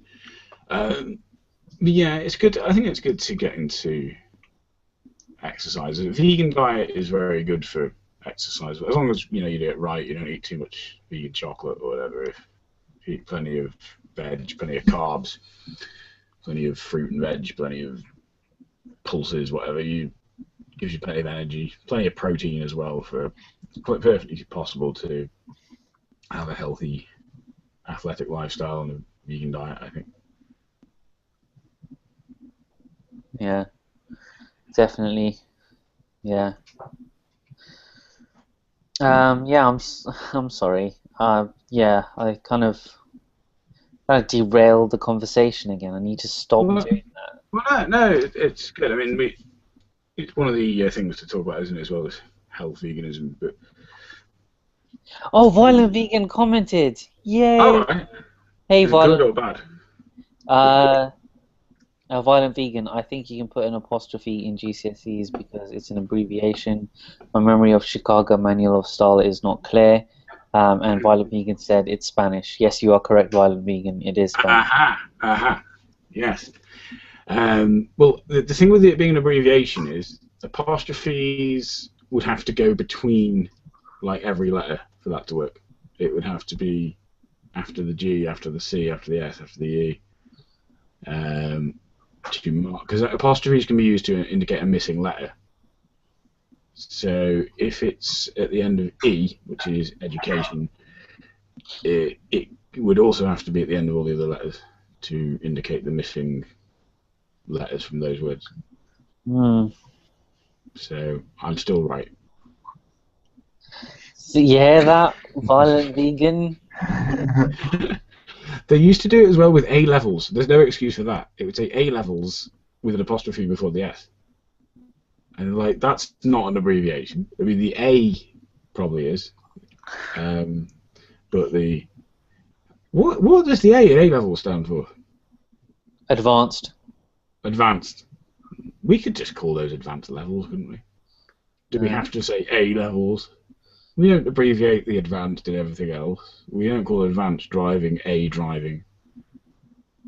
Or, you know, advanced anything else. Advanced computer skills A computer skills, do we?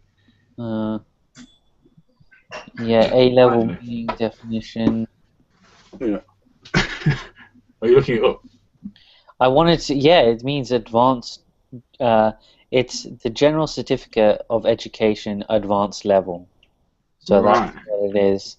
They used to call them GCEs, yeah, General Certificate of Education. And then we had the GCSEs. And GCSEs used to be called O-levels once upon a time. Yeah. I mean, my A-levels are so far apart, so far away now that I've forgotten. I have to look up what I did for A-levels now. But I did okay. I mean, I'm employable, I guess. Yeah, well, there you go. That's the aim. Yeah. I was planning on going back to university and studying film. Chris told me that it's a bad idea. All right. But no, I'm not going to study. I want to, you know, like actually study filmmaking and get into filmmaking. Could be worth doing. Yeah. Yeah. I will make. If I do, I'll try to make ladies, MBs, and gentlemen a common phrase, and I'll act like it was all my idea, and I'll take credit for it. Yeah. I should have copyrighted it. I should have been like, I'm copywriting a phrase. Yeah. I'm going to pretend it was me, and I'm going to take all the credit. So. Well, I've already got the video where I uploaded it with the phrase, the first ever public usage of the phrase. Said it. No, mine was uploaded before yours. So. when have you uploaded something with ladies, MBs, and gentlemen in it? Yeah, okay. It doesn't really matter though, isn't it? It should be like part of the common lexicon. Aha! Yeah, see, now you said it doesn't matter. Now I've proven that I used it first. Now you've decided that it shouldn't really matter and it should be part of the common lexicon. People shouldn't have to pay me royalties every time they say ladies, MBs, and gentlemen. Well, but yeah, no, I think it should definitely be part of the common lexicon. Like, it should be. That's what we should say now, ladies and gentlemen. Yeah, we should just say it all the time. Well, not all the time, because that would be stupid, but we should say it when we are addressing a crowd of people. We should say, yes, ladies, MBs, and gentlemen. And people might ask then as well.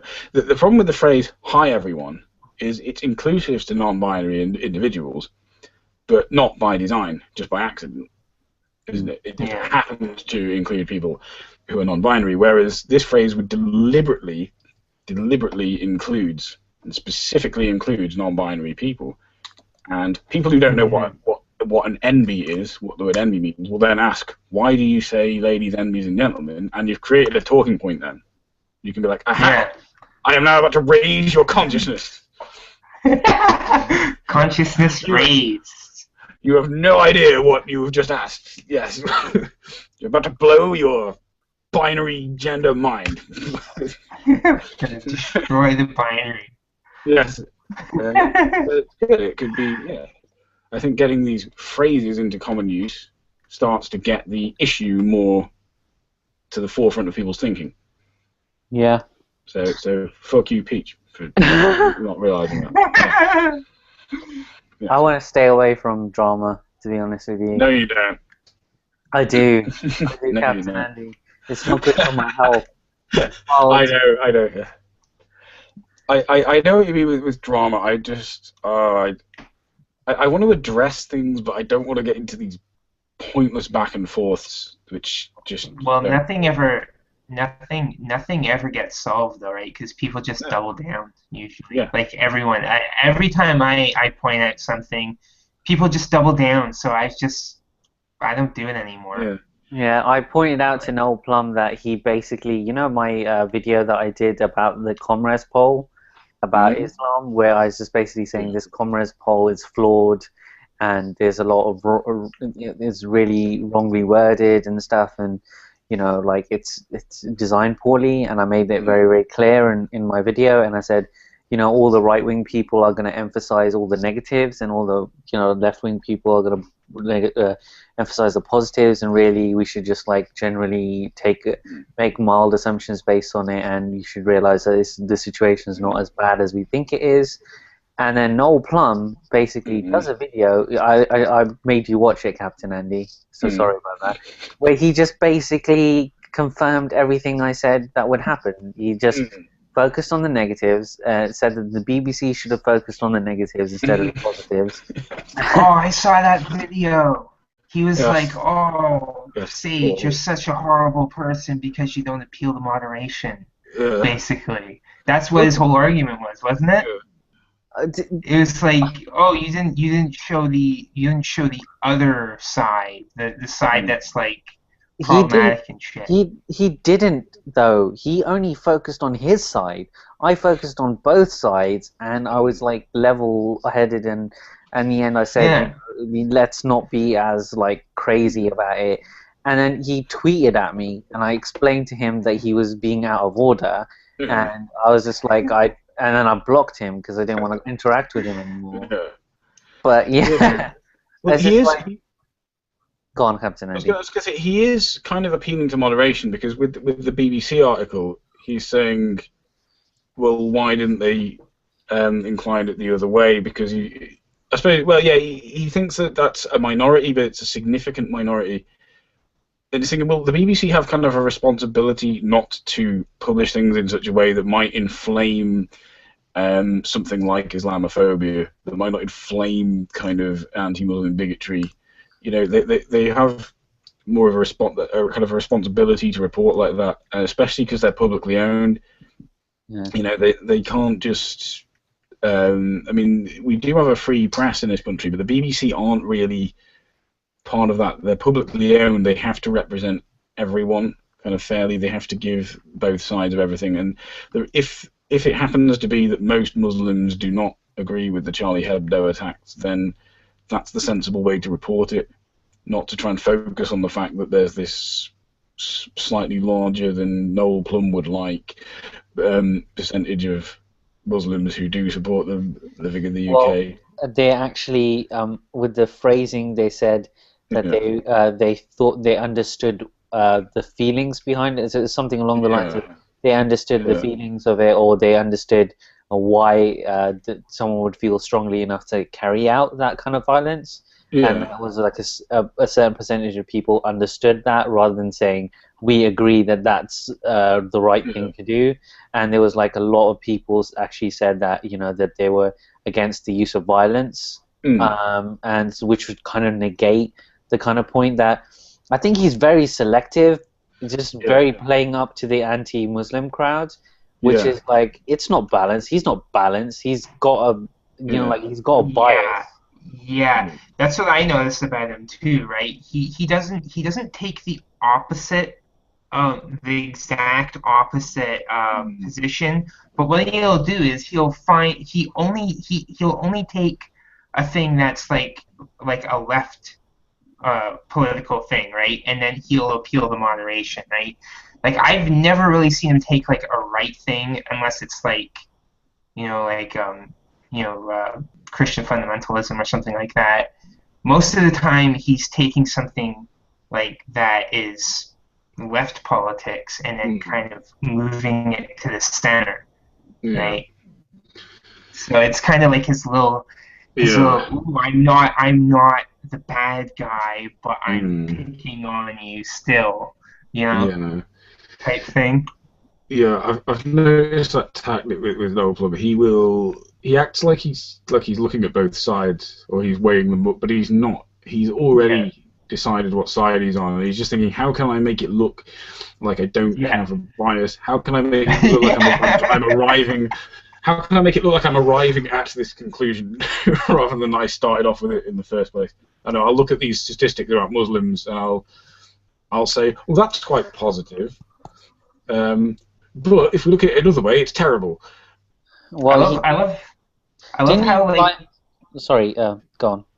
I was gonna say, I love how like when when like a couple of like Muslims do something, it's the Muslim thing. But like when like a white person does something, it's just like them. It's just a person doing it. Yeah. That's racism, right? Like that's racism. Yeah, it's because we're considered the default. You know, that's the thing. With white people, we're just considered to be the default type of human being in the West, and as such, if we do something, there's no significance ever brought on our race. It's just like, oh, a white person did it. Oh, they never even say that. They say a person did something. It's if a black person or an Asian person, it's like a black person did this. Yes. And one of the things we've been taught on my course, because I'm studying journalism at the moment, is you should only ever report on someone's race or religion if you know for fairly certain that it's relevant to what you're reporting on. So if there's been an incident of violence, let's say someone gets attacked outside a nightclub or something, if the person who commits the attack is black, you can legally, but it's very ill-advised that you mention that they are black unless you know that had some important role in the attack. You know, like, were they attacking this person for not being black or that kind of thing? Unless you have good reason to believe that, you can't mention it. It's the same with religion. You can't mention someone's religion, like say that they were Muslim, unless you know that this attack they were involved in was motivated by that, even if it's very, commonplace. Even if you have to be. Okay, so that's actual proper ethics in journalism. By the way, if anyone from Gate is watching. Yeah, but I often see people. Well, I think it's gone a little bit better in the past few years. Yeah. But I've seen, growing up especially, I've seen a lot of that. Like, they will mention someone's race. They'll mention someone, if they're a woman, if it's a woman, they'll mention their age. If it's a minority, they'll mention race and religion, and kind of imply this is really messed up. That it's sort of like the problem is, right? I've mentioned this before in one of my race videos. Is the video I did to Noel Plum about representation, is that because you don't see that many minorities on television and you don't see them as being shown as people, a lot of people, the only kind of exposure to certain minorities that a lot of people in the general public get are when there's a big news story and some minority has done something wrong. And then that gets applied to all those the people of that minority as being that way, or if the odd time that minorities do get shown on television, like when it's like the special event episode, like we're going to talk about arranged marriages and the negative impact. That's the only time you see a minority, and then. All minority people of that certain group would be associated with that, or when it's like the terrorism episode or the Law and Order show, or it's just that sort of proves the point a little bit as why we should have more diversity in media and stuff. But a lot of white people disagreed, including Noel Plum. Well, white people have feelings too, White people, unless white what people about white people? 95% of representation in media, there's a problem. Yeah. So you're not representing white people enough. We're only at 93% now representation. Oh, the worst thing was some guy actually some white guy who had a video of him in a Barack Obama mask ordering bananas from a takeout. He said that it's really bad because a large percentage of white people are shown as the villains in TV shows. Completely ignoring the point I was trying to make. I didn't say anything about white people in my entire video. I was like, a large majority of white people are shown as the heroes too, though. Yeah.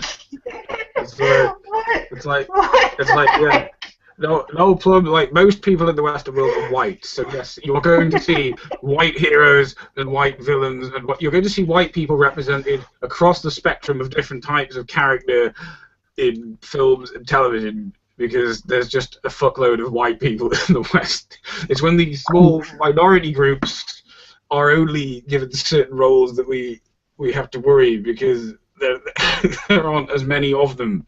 So we don't see them being cast as heroes and villains and this, that, and the other. God. Yeah, I don't know. Do you guys follow the Baha Mustafa case? You know, the Goldsmiths University thing. Oh yeah.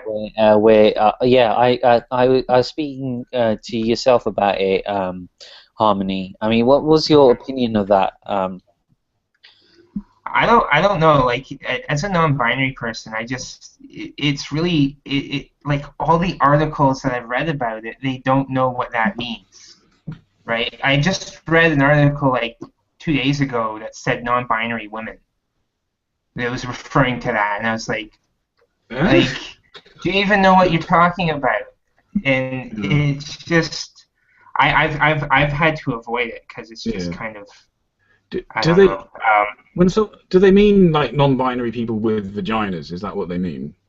Or well, yeah, I don't know. Like I can't make heads or tails of it because I've read like so many different articles that none of them seem to know what they're talking about. Yeah. Because some of the articles say that in the situation it was just white men that were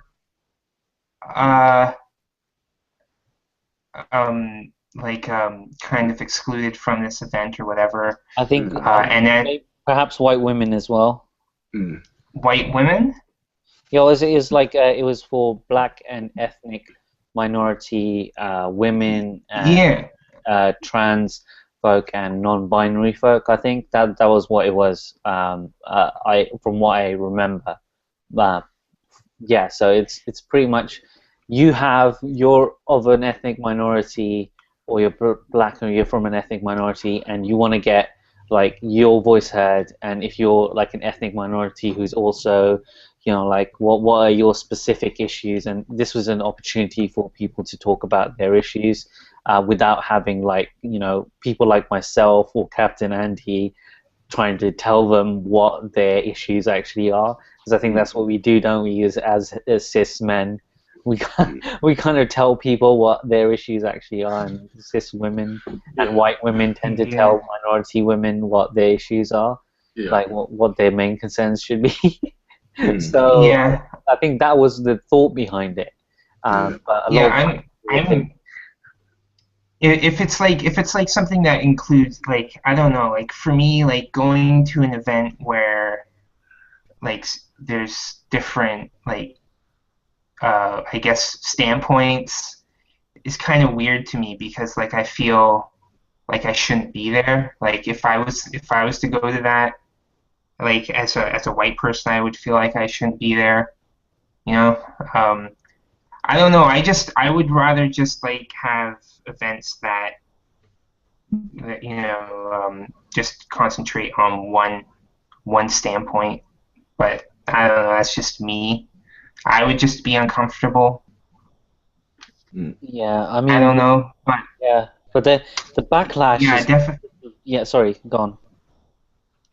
Yeah, I was gonna say definitely. There needs to be spaces for like non-cis people to like have their voice heard, because a lot of the time it tends to be, you know, cis people talking about stuff, and I think like I don't see it ever like different like groups of like trans people coming together and kind of talking about the actual issues, because a lot of the times, like I don't want to go too far into this because I might get in trouble, but like it's kind of like I find a lot of the trans coverage to be classist.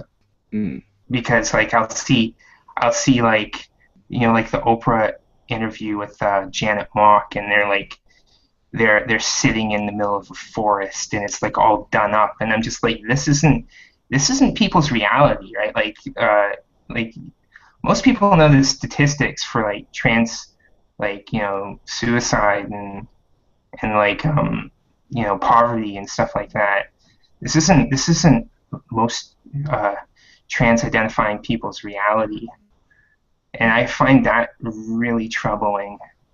And there's just like so many other things. Like I think there needs to be like a platform for people to tell their own stories, really, and that doesn't seem to exist yet.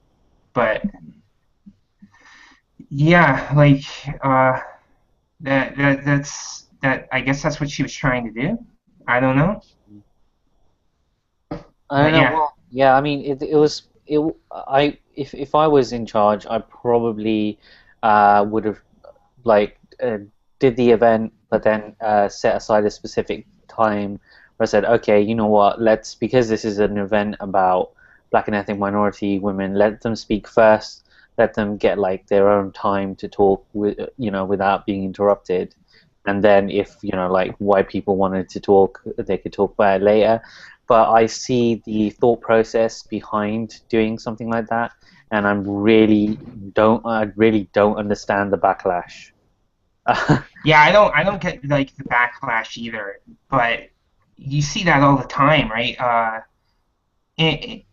When you go to these events, they usually have something called the progressive stack, which is like they stack like public speakers according to their identity, I guess, or like belonging to minority. I don't really like using that word, but you know what I mean? Like they'll stack it that way, and that got backlash. I went to a what was it, the like a kind of a gathering for the whole what's that guy's name, Darren Wilson, when he was the whole indictment thing. And the like it like everyone got together, and it was understood that like Black people would have the center, right, and white people would like kind of stand behind them and stuff like that. And on the news, all it was oh, they're racism, reverse racism and stuff like that. And it's just like, what do you, like, I went there and I'm like, what do you want me to say? Like, I don't really have anything to say, because like I don't experience this type of oppression. So the only thing I can really say is what I've heard from Black people. And why don't you just go to them? Why don't you just hear it from them? And I didn't understand it. Like, what's the reasoning behind it? But yeah, like you just hear that all the time, that oh, white people aren't included, white people aren't being included, so it's horrible. That's racism. Reverse racism. Yeah. So much. I mean, I think it's sort of like a lot of the commentators, like especially some of the more progressive ones that talk about feminism and are women, they were like, I think they were just like looking for the opportunity to be able to say that they're experiencing racism. Like, I don't know. I think I got this when I said something along the lines of you people when trying to describe middle and upper middle class people in a conversation with a bunch of white folk, and they really jumped on the chance to try and accuse me of reverse racism when I was talking about their class rather than their race. Yeah. I made that clear and step back from the conversation. Yeah. Like, I think a lot of white people want to be able to say, oh, well, you're being racist to me, when a lot of people say that racism is actually about, your ability, privilege plus prejudice plus power is racism. I think that's what a lot of people say racism is. Yeah. But yeah, I don't Well, know. it is though. It's about like the how it's been ingrained in our culture, right? Like what I was saying before, racism is something that we've been taught. It's been ingrained in our culture for like generations. So, well, for like the whole history of like Western culture, really. Um, so you can't really equate that to something like prejudice, which is like just prejudging someone, judging someone by their looks. Like it's prejudice plus power, plus the cultural power that you have because you've been given this privilege. Yeah, that's the thing. I mean, people do have certain prejudices about white people, but like you say, it's not that plus power. But yeah, they can't do anything about it though, right? Yeah. Yeah. That's the thing. I mean, you can sometimes you do hear the word white used as a sort of synonym for lame, which I think they sometimes say something like, particularly in music, if we were listening to, I used to find if we were listening to like white rock and roll, some people would say if the rhythm of it was really stiff. I remember one of my tutors used to say that just sounds really white, which is sort of. I suppose it's kind of prejudicial, but there's no, like you said, there's no power there. It's not like people are being oppressed because they have a crappy, stiff sense of rhythm. It's just, which in itself just comes from culture again. It's the different type of culture, or I remember someone said Donny Osmond is the whitest guy ever, and they are obviously not. Yeah, and I kind of get what they mean. They're not referring to his skin color, of course. They are referring to how unbelievably vanilla and Western culture, boring. PG-13. His whole everything about him is so tame and so bland and boring and PG-13 and family friendly, and that's what they mean. They're using the word white like it's a synonym for lame. And I suppose you could say, yeah, okay, that's a prejudice, but it's not. There's no power with that. People do not have power over white people just because they get to say all your interests are incredibly lame and clean and tame and culturally bland. That's not oppression. It's just, you know what I mean? We don't suffer because of that, because people have identified that we're kind of lame.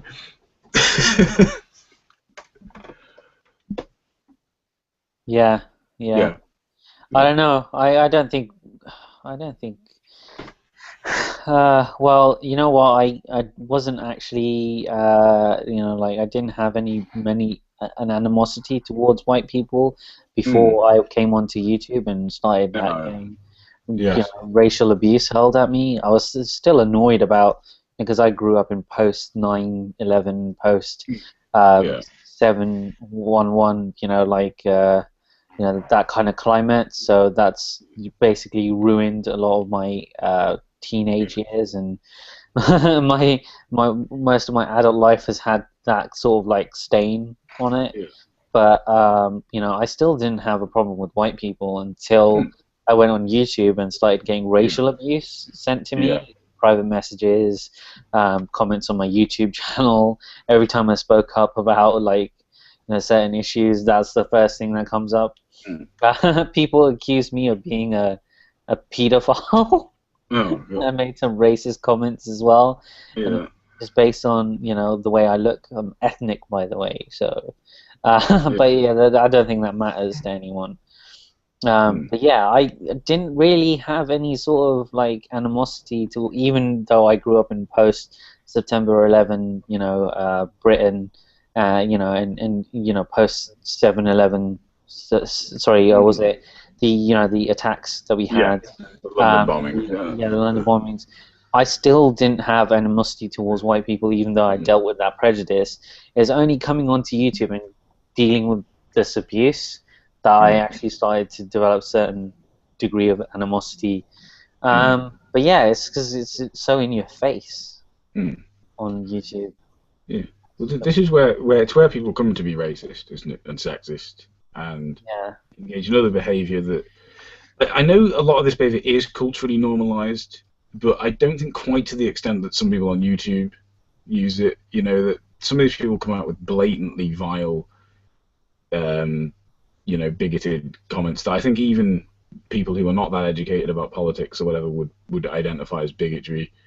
I think the culturally normalized kind of thing is more sneaky and more subtle and goes unnoticed. It sneaks under people's radar. But the stuff on YouTube, I mean, this stuff is blatantly horrible, and this is where people come to be horrible, I think. It's where people come to be complete dicks. Yeah. Yeah. I experienced that too. Yeah. I don't know, like specifically with the whole drama that happened like a month ago or whatever. I got to the point where I just dumped my whole inbox. I was just like, you know what, click mark I'll read, just get rid of them. I don't want to read anything. Yeah. That's what I had to do, like for like a week, almost 2 weeks. I had to do that. I had to just like get rid of all the comments. I don't want to read them. Yeah, well, that's it.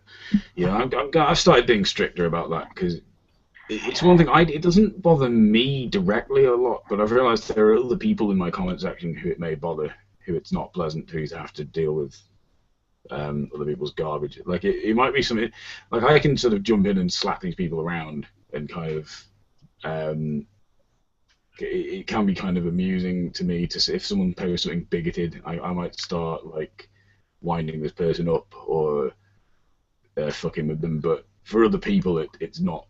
They don't really always have that luxury. They might just be very triggered by what this person said to the point where they're not going to feel able to respond to it or whatever else. So I've started clamping down on that kind of thing now. Partly another reason is I've kind of got bored of it. I think enough.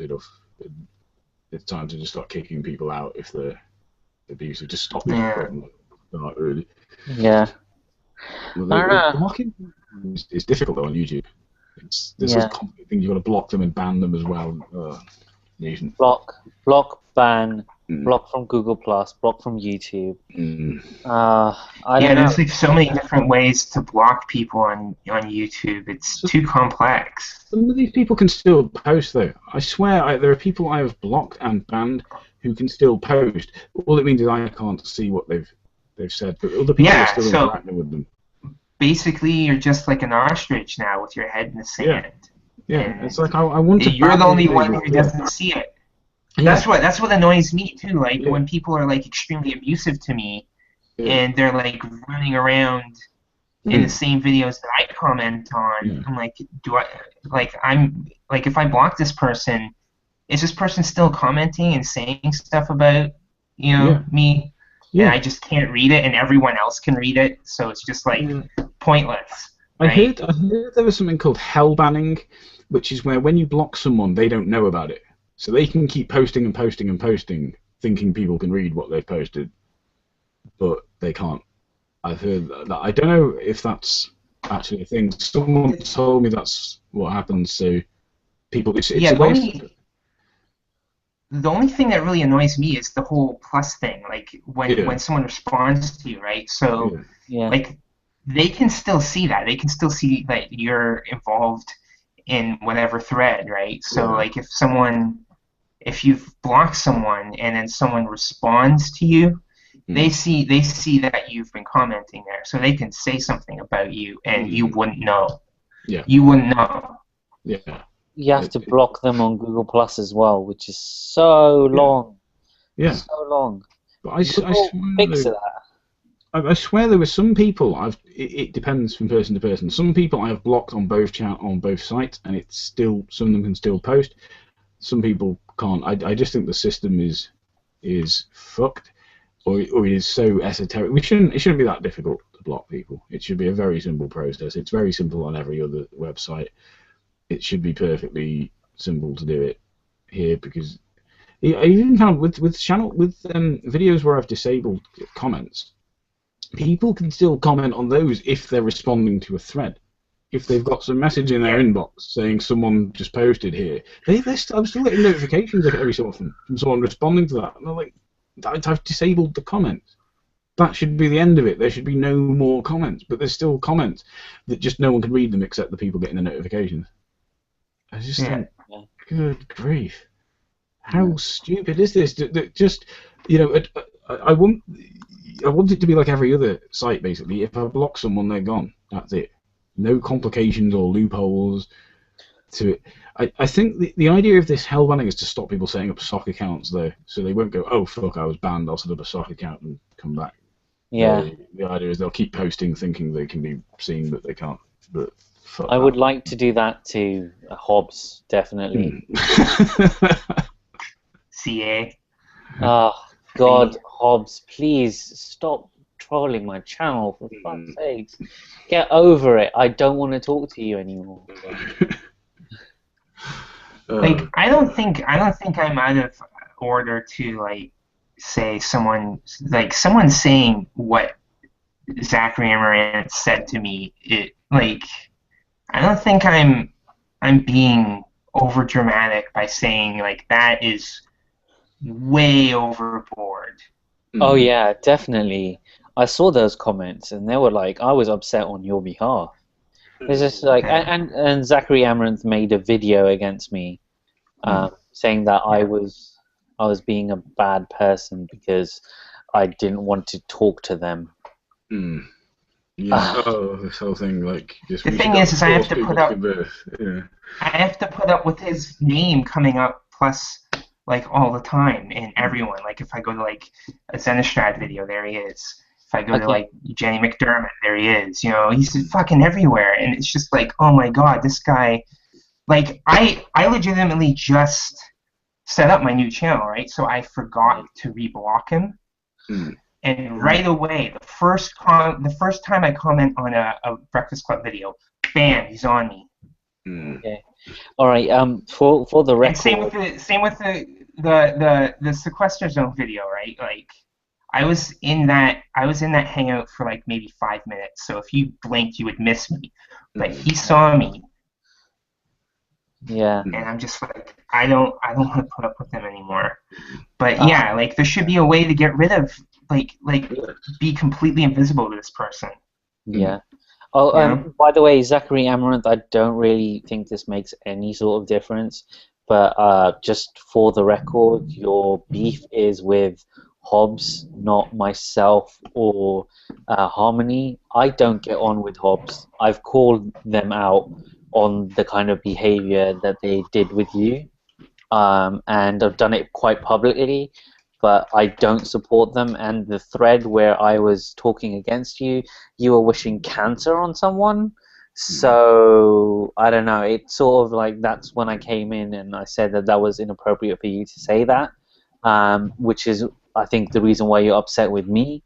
And I don't think Harmony has said anything really particularly mean to you either, even though you've gone really overboard with your viciousness. So yeah, I think you're aiming your vitriol and anger at the wrong people. So if you could stop that, please, that would be great. Sage has spoken. Yeah.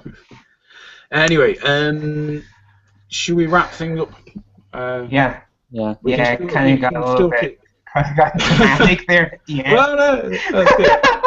I don't know. Like it's the that. first time I've actually come out with that, so it's kind of like I've been kind of like about it, but yeah. Yeah, I'm sorry for derailing your lovely hangout. No, good. Okay. Yeah, we'll probably stop the broadcast, but yeah, if you guys want to stay for a bit and talk, that's cool. I'm probably going to get something to eat. But if you guys want to stick around and chat while I'm getting something to eat, that's yeah, cool. Sure. Okay. So to all our viewers, thank you very much for watching. Yeah, I'll probably do some more of these in the future. If anyone would like to be involved, contact me, let me know. I'll have a chat with you, see if you're the kind of person who's cool enough to appear on one of my hangouts, and yeah, we'll see where we go from there. So thanks everyone for watching. Hope you all have a good night. Yep, good night. Bye.